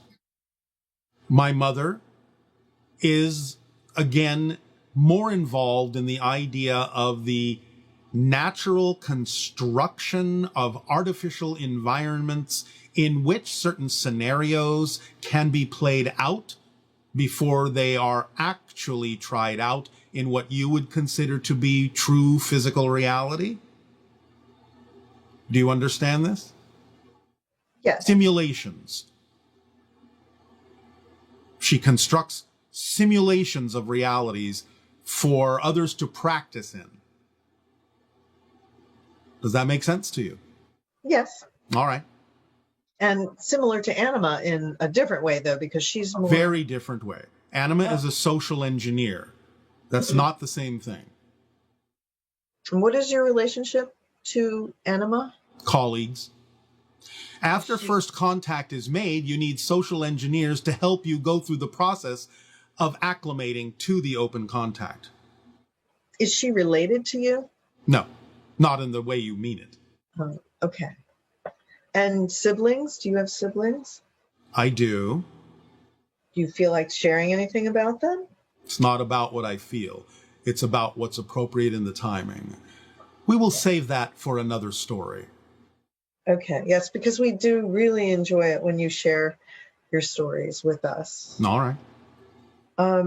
And your father, can you tell us any more about him and what? Well, as we have said, he's one of the longest lived on our planet, over 1,000 years old at this point. The idea is that he conducts many different kinds of experiences that allow first contact specialists to practice their art, their craft, without actually causing any kind of damage to the real civilization. So he takes you through a kind of telepathically locked scenario that seems completely real. We allow ourselves to give over to him in a way that makes us experience a simulation as if it's actually happening for real. There is no question at the time that it is real until he unlocks us from that telepathic hold. so that we can learn what we have learned, what we need to explore, what we need to discuss, so to speak, to again teach us the process necessary to make sure we do not cause damage to the civilizations we will contact. So he's a very advanced Sasani consciousness. Would Yes, that be? a very advanced first contact specialist, yes. Now, one moment. It is also him and a few others like him that introduce us to new contacts, to new dimensions of experience. His mind is connected multidimensionally in a very unusual way and introduces us to those new dimensions and those new consciousnesses that may inhabit those dimensions. So he opens doorways for our civilization to other experiences of other realities as well. So in general, the idea of humans being raised initially on planet Earth with the idea that this is the only reality and the things to focus on are having a great career or getting ahead and all of these things keeps us very focused in a linear reality. Yes. And ET contact appears to have something more to do with the idea of like lucid dreaming, where you're able to shift into higher frequency states that you've forgotten about as a human. Yes. And that are now being reintroduced to us in a much more complete way to practice being able to exist and communicate on a higher frequency level that would be commensurate with contact with ETs. Yes, yes, yes. Would you like to add anything to that as a conclusion? Only that it must be done carefully, cautiously, over time, as you are ready for it, because even though many would just think we're just these physical aliens walking around on another planet, we're much different than that. And a lot of the so-called psychic shock that would come from a too close interaction with our frequency is because it would put you in touch suddenly. And we know this may sound like something that you would prefer, but it would put you in touch instantly with a much larger picture experientially of yourself in multiple dimensions simultaneously. And if your psyche is not ready for that, it can fragment and fracture.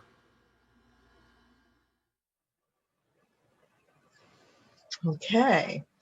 Well, thank you so much for sharing all this information about the ET world. And I know next month, the title of the session that you've given to us is going to be called The Infinite Restaurant. Yes, the Infinite Restaurant will be an exercise and an explanation to allow you, as we have just discussed, to begin to see from the oversoul perspective so that you can get used to the idea a bit at a time of how something on that level experiences itself multidimensionally. So it will be a fun exercise that will be one of the first steps toward experiencing your own reality from the viewpoint of your oversoul. So please join us for a delicious, energetic meal in the Infinite Restaurant. Thank you so much, Tadeo. We do truly love you. Our unconditional love to all of you as well. And now, please enjoy your exercise meditation.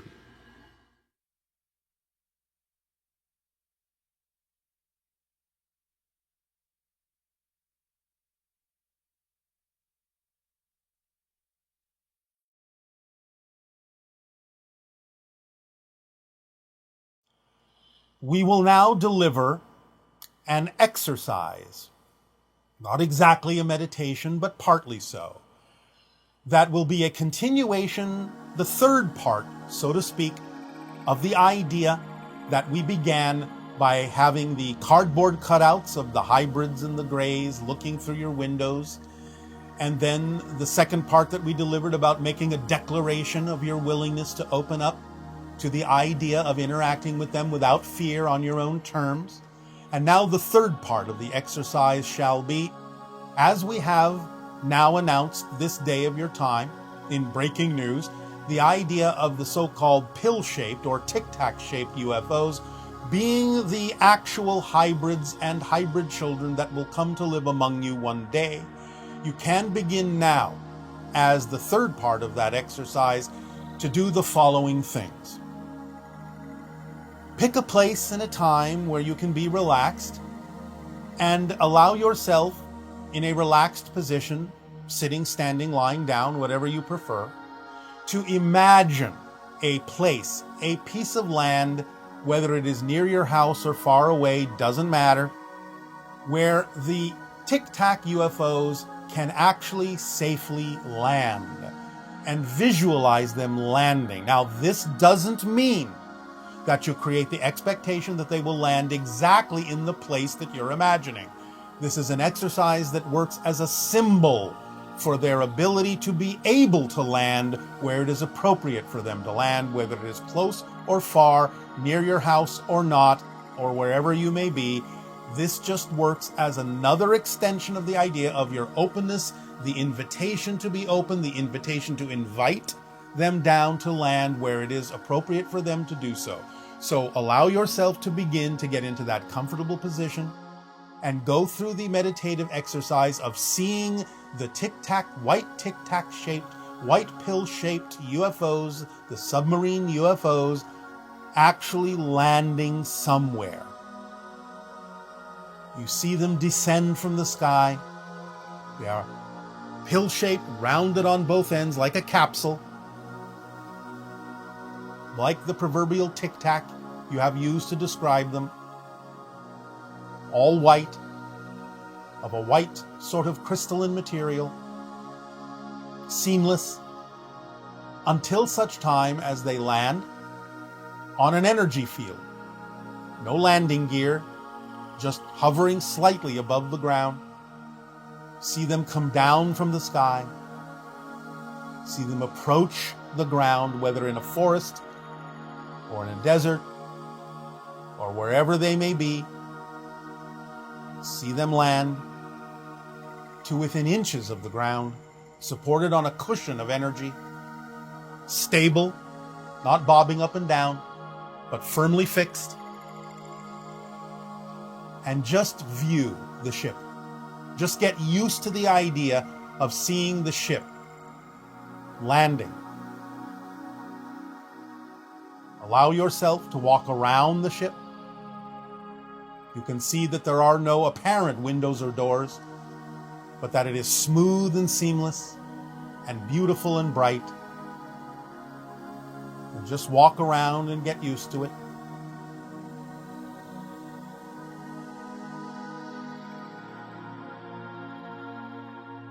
Allow yourself the opportunity, when you feel so inclined, when you feel comfortable, to reach out and touch the skin of the ship. Just lay your hand on it. You might feel a slight vibration. It might feel cool. It might feel warm. It might tingle a little bit. You might not feel anything at all. Any sensation or lack thereof is fine for the moment. Just imagine yourself touching that ship, just laying your hand on it and leaving it there. And just let yourself open up to the possibility that communication is coming to you through the hull, through your arm, into your being, into your body, into your heart, into your mind, into your spirit. Just keep your hand on the ship and feel yourself connecting. Feel the promise of what is contained within. Though it's not coming out yet, feel the promise of the hybrid children emerging. It's all right if you see them emerging, but they're not emerging yet. Just use that as a symbol of the promise of the emergence. For that is what shall be called the day of their arrival, the emergence. From their point of view, they are emerging into your society and you into theirs, and creating a blending, a merging together. Feel the promise of that day. Feel it in your heart, feel it in your mind, feel it in your spirit, feel it in your soul. Feel it in the very breaths that you take. The promise of the emergence.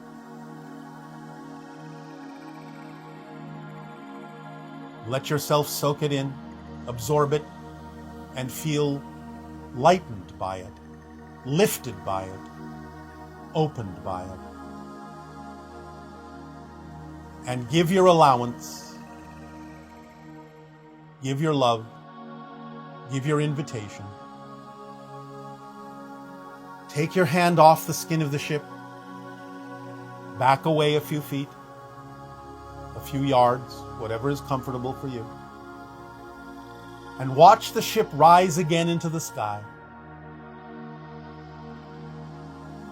and see it fly off in whatever direction seems appropriate, knowing that it was the establishment of a promise, a connection made this day, a connection that will allow your vibration to alter in a way that will make you more compatible with them and them more compatible with you. And then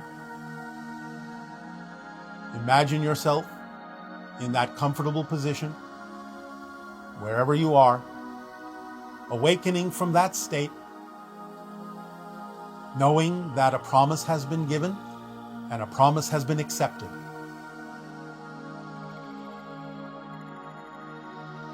And feel at peace, and feel the excitement unfolding of the promise of that day.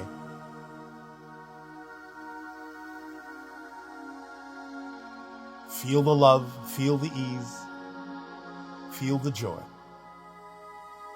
And know that they are already here, in their bases, under the land and under the sea, and now and then traveling through your skies and out into space, coming and going, and making the promise to you for that day, the day of the emergence, the day of allowance, the day of family, the day of reunion, a day of unbridled joy and release,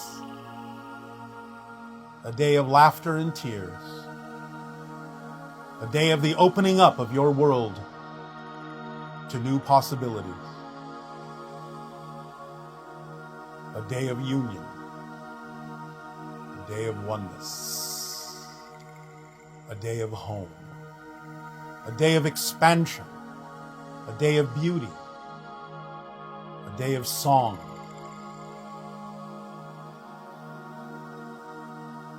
Be in that vibration now, and do this exercise when you wish. Doesn't need to last more than about 15 minutes. That will be sufficient. Enjoy it, breathe it, live it, and keep that promise in your heart and carry it with you every day, so that you may reflect on it and give that vibration to the world to shift yourself and navigate yourself through the different versions of the parallel realities of Earth, more and more every day toward that day, toward that version of the arrival and emergence of the children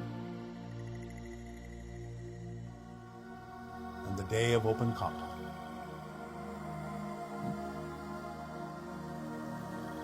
For on that day, all your news will break. And you will all know what world you are in. We thank you for allowing us to share this with you. Our unconditional love to you all. And we wish you all a beautiful day. Be at peace. Good day.